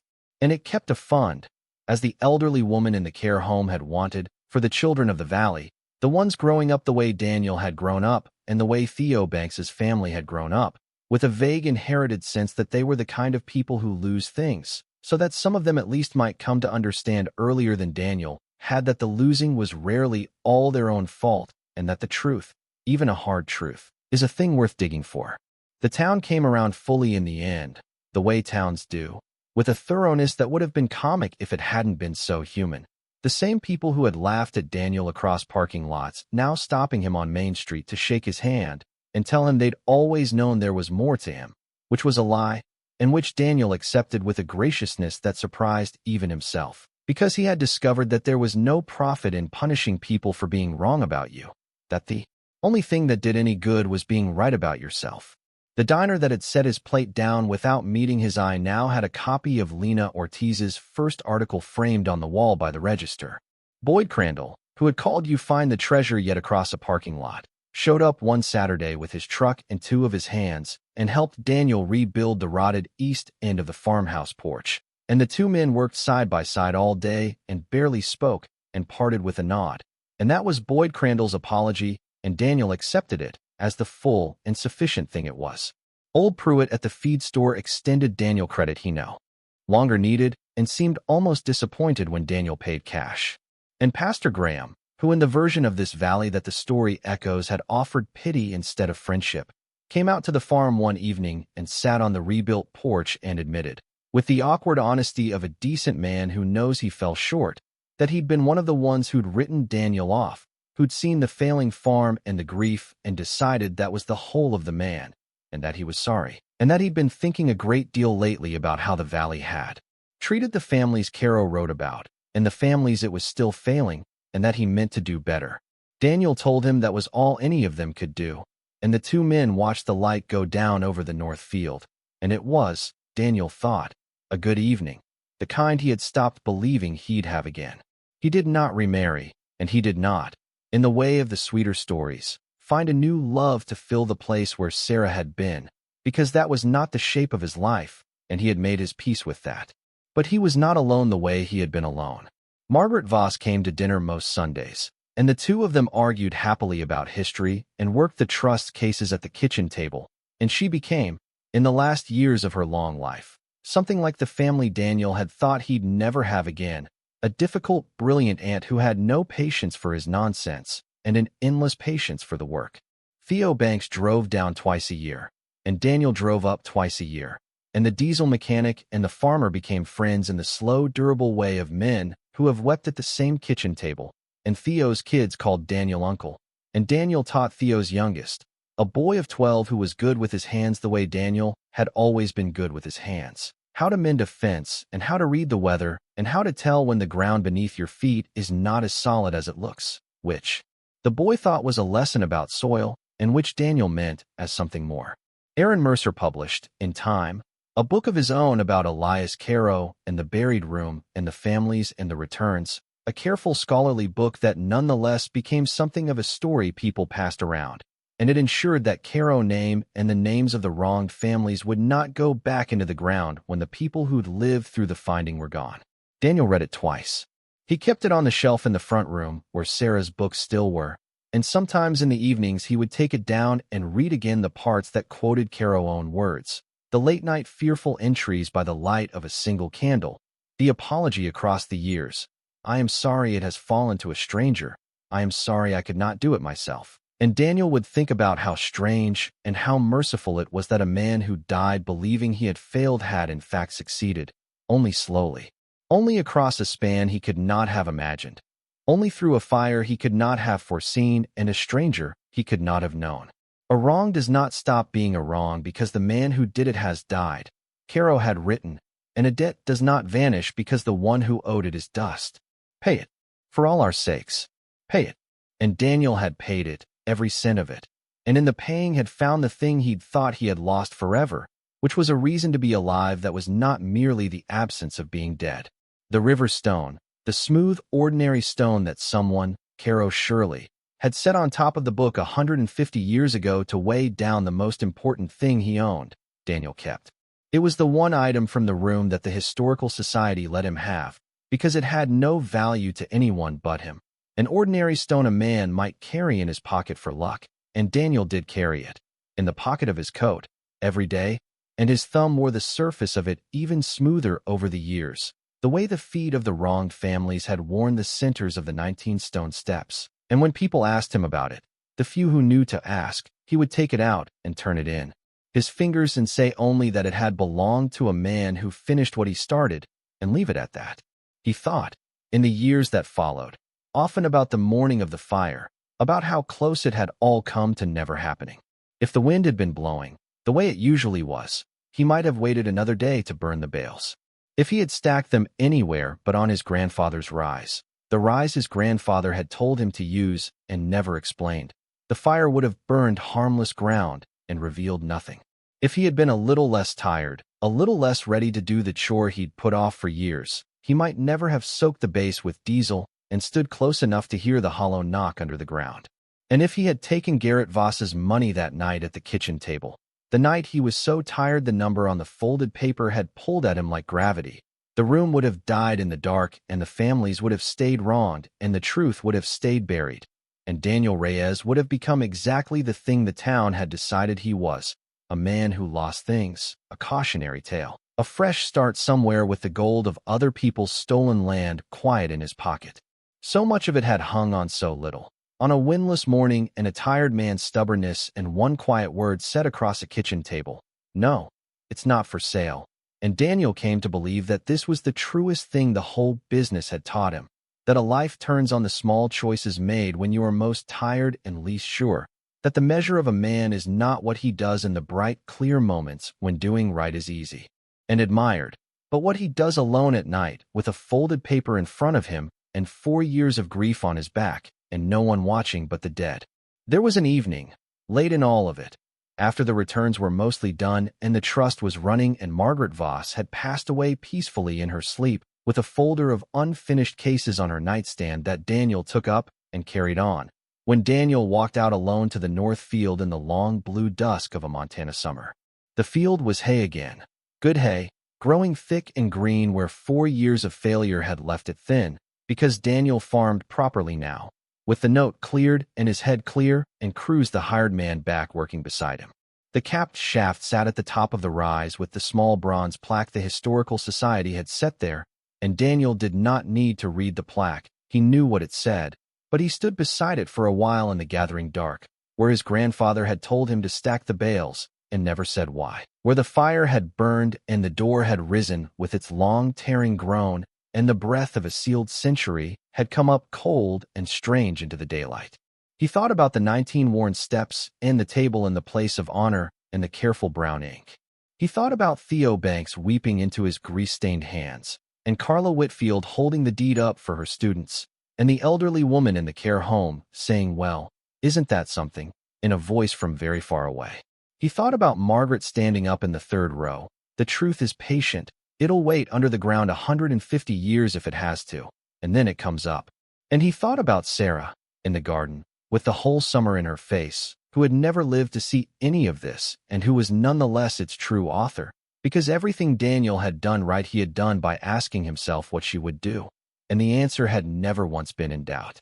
He took the river stone out of his pocket and turned it in his fingers in the last of the light, and he said, the way he had taken to saying things out loud to the people who weren't there, because he had decided long ago that it was not madness but only love with nowhere left to go, he said, "It's done, Sarah. We found them all we could find, and we kept looking for the rest, and the ones we couldn't find, their children's children will have a chance because of the trust." He stood in the green field that had nearly been taken from him, on the land his family had held for 3 generations and would hold now for as long as there was family to hold it, and the first stars came out over the divide, and the creek ran on below the rise the way it had run for Elias Caro, and for Daniel's grandfather, and for Sarah, and for all of them. Water over stone, time over grief. The patient, indifferent country that outlasts everyone who thinks they own it, and yet, sometimes, just sometimes, lets a tired man find a thing buried in the dark and bring it up into the light where it belongs. Daniel Reyes closed his hand around the smooth stone, and he turned, and he walked back down the rise toward the house where the lights were on, and the porch was sound, and the photographs on the stairs no longer hurt to look at.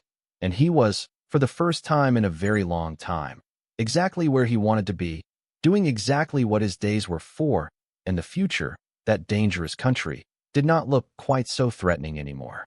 It looked, in fact, like a field of good hay greening up in the dusk, full of next year and the year after, full of the slow, patient work of making right the things that can still be made right, which is, in the end, the only treasure any of us ever really gets to keep.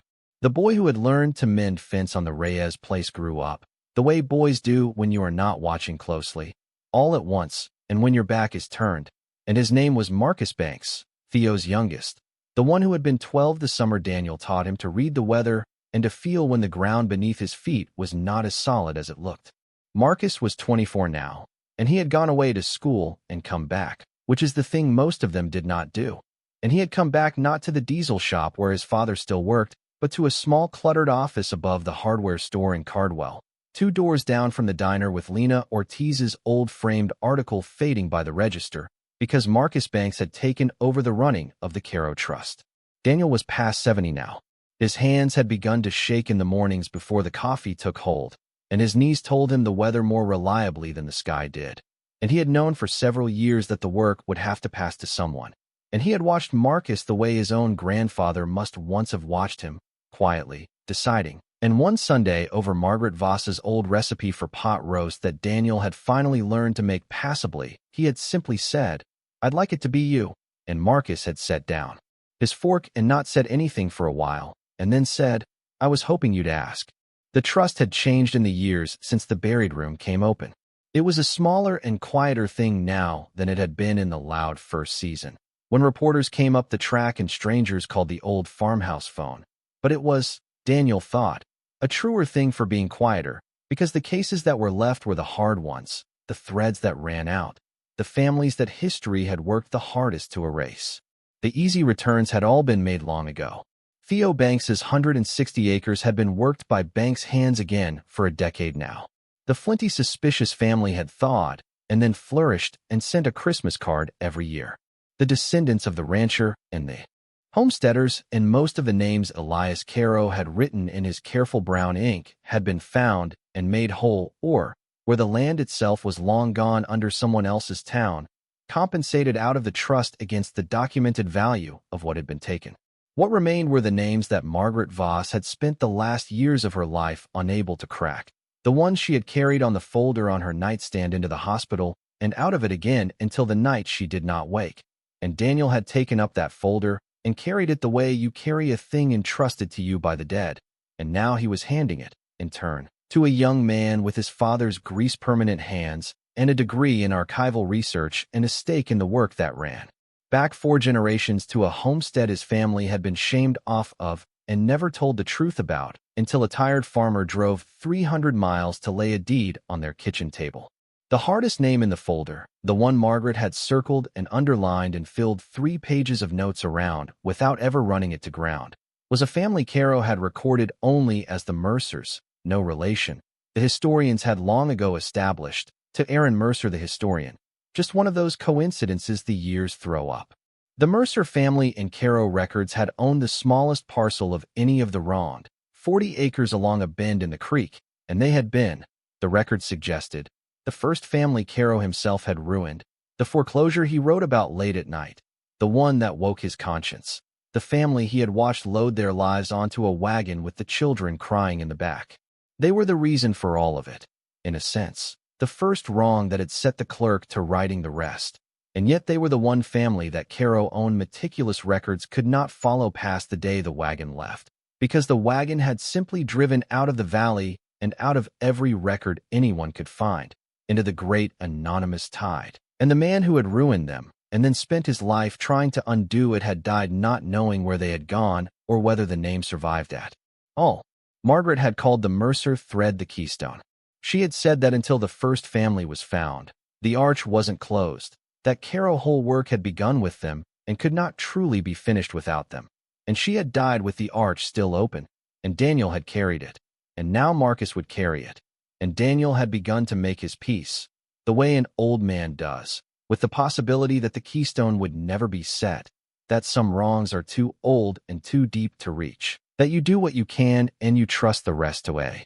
Future you will not live to see, which was, after all, exactly what Elias Caro had done.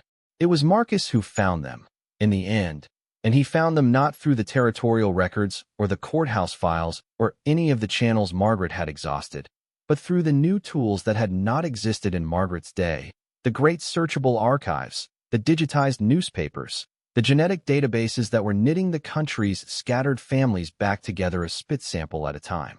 Marcus had spent the better part of a year on it, the way the young can spend a year on a thing because they believe they have an unlimited supply of years, and he had traced the Mercer wagon not by where it went, but by a death notice it left behind.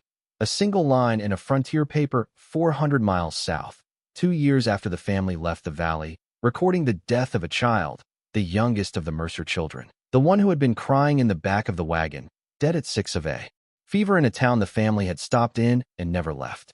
And from that single line, that small grief preserved by accident in a column of frontier deaths, Marcus had pulled the whole thread, because a death notice gave a place, and a place gave a census, and a census gave the surviving children's names, and the names branched and married and moved and branched again across a century and a half. And at the end of all of it, on a spring afternoon in the cluttered office above the hardware store, Marcus Banks sat back from his screen and said, out loud, to an empty room, "I found you." And then he called Daniel, who was at the farmhouse, and Daniel heard the thing in the young man's voice before Marcus said a word and sat down slowly in the kitchen chair and said, "The Mercers." And Marcus said, "Yes, the Mercers. There's a granddaughter, 5 generations down. She's alive. She's real." And Daniel Reyes put his hand over his eyes and was quiet on the line for a long time, because Margaret Voss was not there to hear it, and that was the only sorrow in it, that the woman who had called this thread the keystone had not lived to see it set. The granddaughter, 5 generations down, was a woman named Diane Mercer, and she was 61 years old and lived alone in a small town in the high desert 2 states away. And she had been, for most of her life, a nurse, and was now retired and tired in the bones the way people who have spent 40 years lifting other people get tired. And she had never married and had no children and was, as far as she had ever known, the last of her line, the end of a family that had always been, in the family stories, a family that had lost something out west a long time ago and never recovered from it. Marcus had wanted to drive down himself, had felt he had earned it, and Daniel had not argued with that, but Daniel had asked to come along, because he was an old man now and he knew this would be the last one he would see said in person, the last deed he would lay on a stranger's kitchen table with his own shaking hands, the keystone. And Marcus had understood and had said of course, and so the two of them had driven the long way south together, the young man and the old one, through the country greening and then drying as they dropped out of the mountains into the high desert, and they had talked, the whole long way, about Elias Caro and Margaret Voss and Theo weeping into his hands, and the strange unbroken chain of people who had carried this thing forward across 150 years without any one of them ever seeing the whole of it. Daniel had wondered aloud, somewhere in the long drive, whether Diane Mercer would even want it. He had learned, over the years of returns, that good news is not always received as good news, that a thing handed to a person late in a hard life can land as a reproach as much as a gift, can say to them all the things they might have had, can open old griefs as much as it closes them. He had seen it.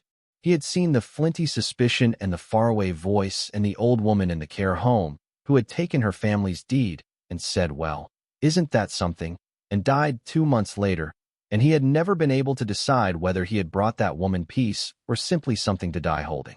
So he had warned Marcus, gently, not to expect the weeping, not to expect the kitchen table joy of the early returns, that a woman alone at 61 who had spent her life being the one who lifts others might have a complicated relationship with being, for once, the one to whom something is given.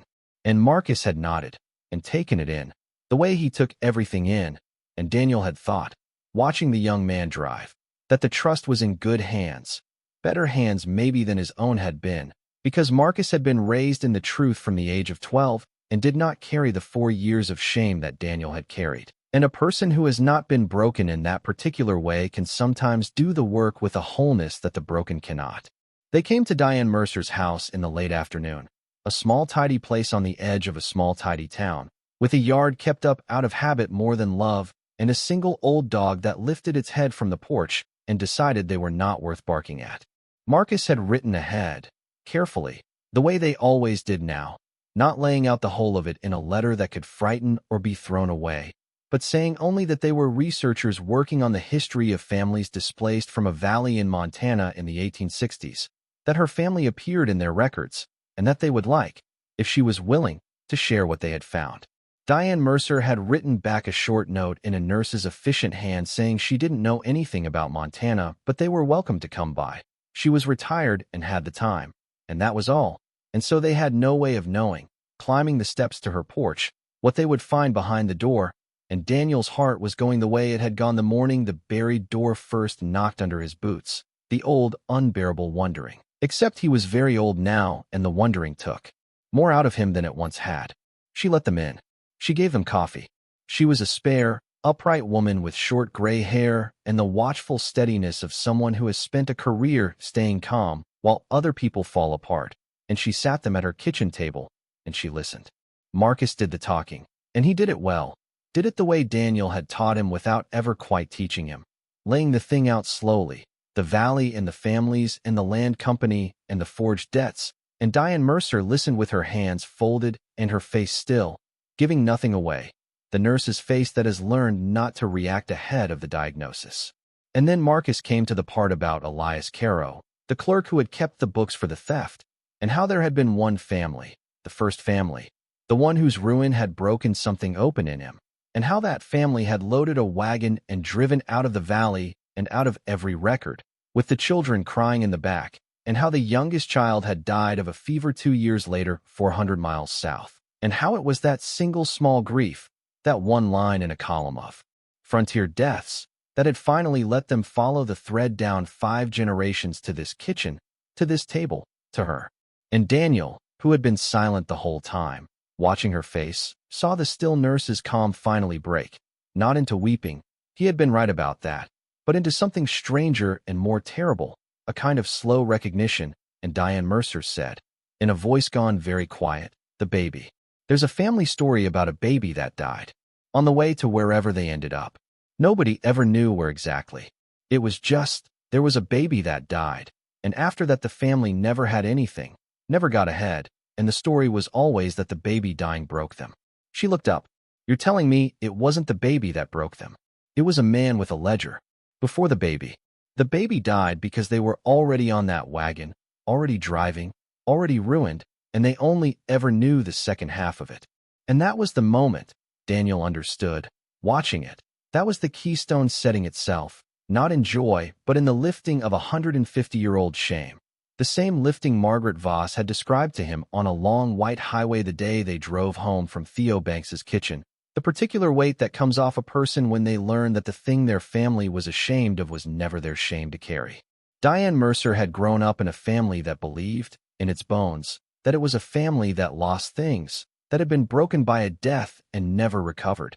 And she had become the last of that family, alone at 61, the final dwindling of a line that had been losing for 150 years, and Marcus Banks had just told her, with a death notice and a census and a ledger written by a guilty clerk, that the breaking had not started with the baby and had not been her family's failing, that it had started with a theft, a deliberate engineered theft, and that the truth of it had been kept safe in the ground all these years by the very man who had done it, and brought up at last into the light, and carried 400 miles to her kitchen, so that she would not have to be the last of a broken family, but could be instead the first of a family that finally knew the truth.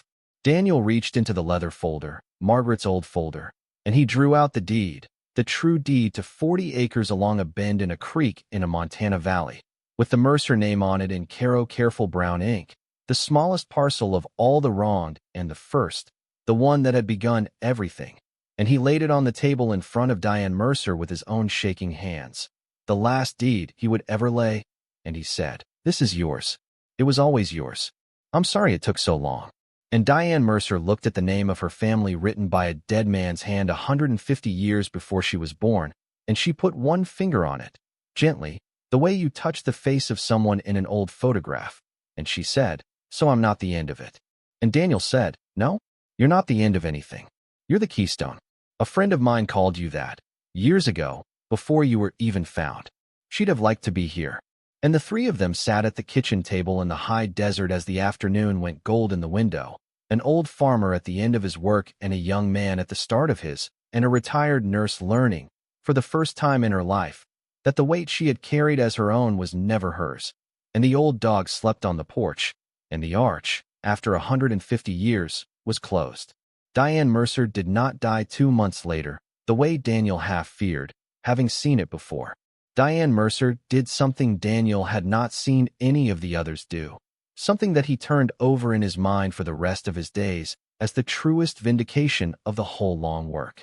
She sold her tidy house in the high desert, and she moved to Montana, not to claim the 40 acres, which had long since been swallowed into the town that grew up along the creek and could only ever be made whole in trust money, not in dirt, but to the valley itself, to Cardwell, to be near the place her family had come from and been driven out of and never been able to name.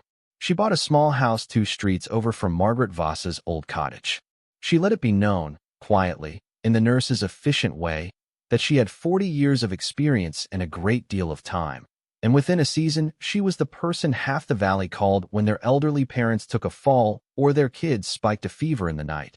The retired nurse who would come, who knew things, who stayed calm.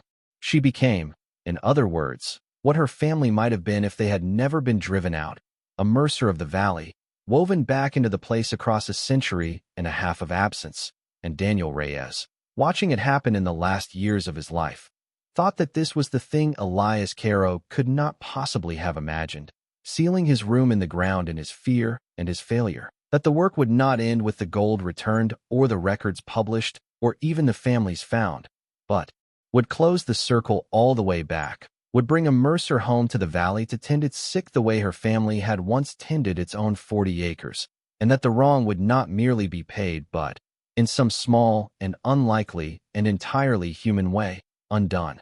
There was a stretch, near the end, when Daniel's health turned the way an old man's health turns, not all at once, but in a series of small surrenders, and he spent more time in the farmhouse and less in the field, and it was Diane Mercer, as it happened, the keystone, the last of the wronged and the first of the made whole, who came in the evenings to check on him, to take his blood pressure and fuss at his diet, and sit with him on the rebuilt porch as the light went down over the north field.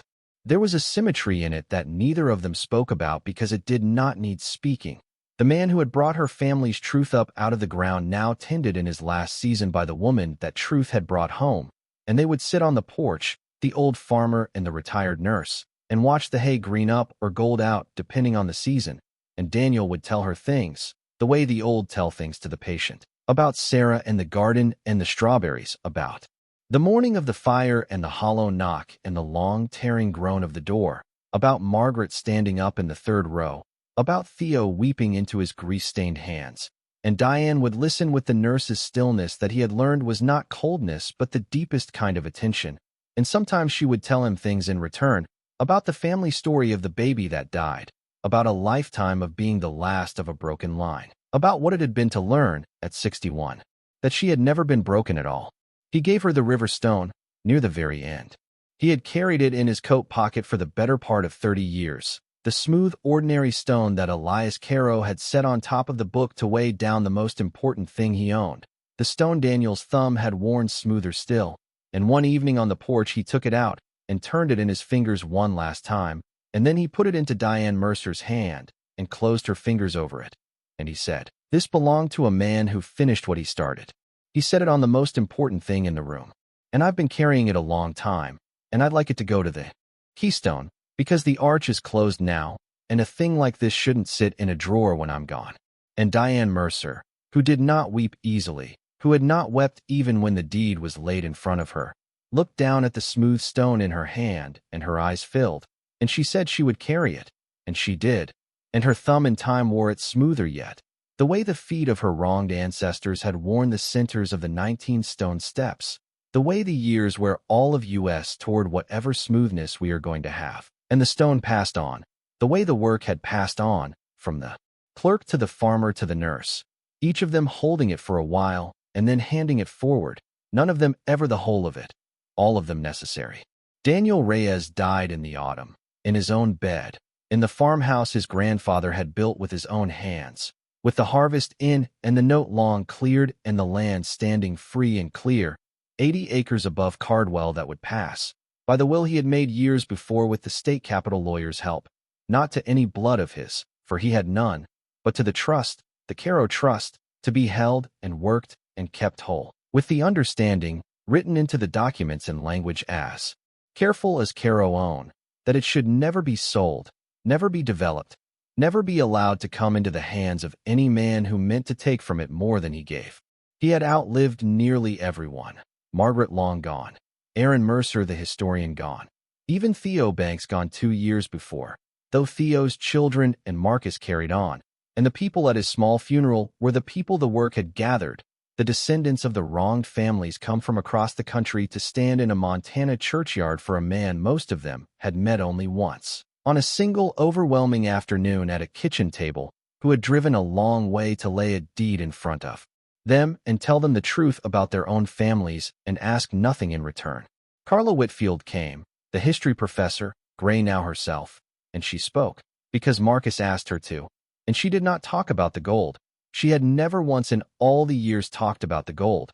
She talked about the records surviving, about a clerk who decided that what was written false could be written true again, about a farmer who found a door in his field and chose, when he was most tired and least sure, and a folded paper sat in front of him with a number on it that could have ended all his struggling, to say no, it's not for sale, and to spend the rest of his life paying a debt that was never his, for the sake of people he would never meet. The truth is patient, Carla Whitfield said, quoting a woman she had met only once, in a kitchen, decades before. It'll wait in the ground 150 years if it has to. And then it comes up. And it came up here, she said, because of him. They buried him beside Sarah, in the plot he had kept all those years, and the photographs came down off the stairwell at last, not into a drawer, but into Marcus's keeping, to hang in the office above the hardware store where the trust did its work, so that the people who came in seeking the histories of their families would see, on the wall, the woman in the garden with the whole summer in her face, who had never lived to see any of it, and who was nonetheless its true author, because everything the work had done right, it had done by asking what she would do. Diane Mercer carried the river stone in her pocket for the rest of her own life, and when she grew old in her turn she gave it to Marcus Banks, and told him the whole of the story of it, the clerk and the farmer and the nurse, and told him it was his now to carry and his to hand on. And Marcus, who was no longer young, took it with the gravity it deserved and put it in his pocket, and his thumb began, in time, to wear it smoother yet. The buried room itself was never reopened. It had given up everything it held, the gold and the deeds and the records and the book with its careful brown ink, and the Historical Society had taken all of it for safekeeping and study, and the shaft had been capped, and the rise had grown back over in good hay, and the small bronze plaque sat at the top of it telling, in a few spare words, the story of what had been found there and what had been done with it. People came, sometimes, to see it. Not many. It was off the main roads and there was nothing dramatic to look at, just a green rise in a working field with a plaque on it. But they came, the way people come to quiet places where something true once happened, and they would stand at the top of the rise where Daniel's grandfather had told him to stack the bales and never said why, and read the plaque, and look out over the valley. And some of them understood and some of them did not, and that was all right, because the work had never depended on being understood. It had depended only on being done. A clerk had done his part and died believing he had failed. A farmer had done his part and never once thought himself anything but lucky. A nurse had come home to the valley her family was driven from. A young man with grease-permanent hands carried a smooth stone in his pocket and ran a trust out of a cluttered office above a hardware store, finding the threads that ran out, closing the arches that were still open, because there are always more. The country is built on more wrongs than any one trust will ever reach, and the work does not end. It only passes forward, from hand to hand, each holding it for a while. Marcus Banks lived a long life, and ran the trust for nearly 50 years, and trained the one who came after him, a granddaughter of Diane Mercer's adopted line, for Diane had in her last years taken in a child who needed taking in, the way she had taken in half the valley's sick, and that child had grown and had children of her own, and so the Mercer name went on in the valley after all, woven back into the place across a century and a half of absence. And one of those children, grown, took up the work and the stone and the careful folder when Marcus at last laid them down. And somewhere in all of it, in a year that none of the people who had begun it lived to see, the trust closed the last open thread in Elias Caro records, found the last family, made the last return, and the historian who recorded it, working from the trust's own archives, wrote that the work begun by a guilty clerk in 1864 and carried forward by a grieving farmer who found a door in his field had reached, after the better part of 2 centuries, its completion, that every family Caro had wronged and every family the company had wronged through Caro hand had been found, or proven beyond finding, and made whole, or remembered, and that the debt the clerk had begged a stranger to pay, for all our sakes, pay it, had been paid in full, by no one person, by all of them, by the long, unbroken chain of ordinary people who had each taken the smooth stone into their pocket and carried it forward and handed it on. But all of that was far ahead, beyond Daniel Reyes's own seeing, and Daniel had made his peace with that long before the end. On a porch in the dusk with a retired nurse beside him and the hay greening up on the rise where the door had been, he had asked himself, near the end, whether it had been worth it, the way the old asked themselves such things, whether a man's one life was well spent paying another man's 150-year-old debt, giving away a fortune he could have kept, refusing the easy road every time it was offered, choosing the hard right thing alone at night with no one watching but the dead. And he had decided that it had, and not for any noble reason he could name, but for a plain one, the plainest there was. He had been, before the fire, a man who was not thinking about what he had lost only because he had stopped thinking about anything at all, a ghost in a too-big house waiting for a turn that would not come. And the work had given him back the one thing grief had taken, which was not happiness exactly, and was not even hope exactly, but was simpler and more durable than either, a reason to get up that was not merely the absence of being dead. He had wanted, all those years, to be more than the man the town had decided he was, the cautionary tale, the man who loses things. And in the end he had been more, not because he had found a fortune. Anyone can find a fortune. Fortunes are found all the time, and they ruin as many as they save, but because he had given it back, every cent of it, and in the giving had found out what he was made of, which is the only thing any of us ever really gets to find out, and is worth more than gold, and last longer, and cannot be taken at a tax auction or strangled in red tape or bought with a folded paper across a kitchen table, because it was never in the ground or in the bank or in the deed. It was in the choosing. It had always, only, been in the choosing. And Daniel Reyes, who had chosen right when it was hard, lay down at the end of his long life in his grandfather's house on his family's free and clear land, and was not afraid, because he had spent his days on the thing his days were for, and the river stone was in good hands, and the arch was closed, and the truth was up out of the ground for good, and somewhere ahead of him in a future he would not see the work went on, hand to hand, stone to stone, the slow patient making right of the things that can still be made right, which is, in the end, the only inheritance worth leaving, and the only one that never runs out. Thank you so much for watching until the end. If you love this story, check out the other videos on your screen now. I think you'll really enjoy them. And don't forget to subscribe if you haven't already. See you in the next story.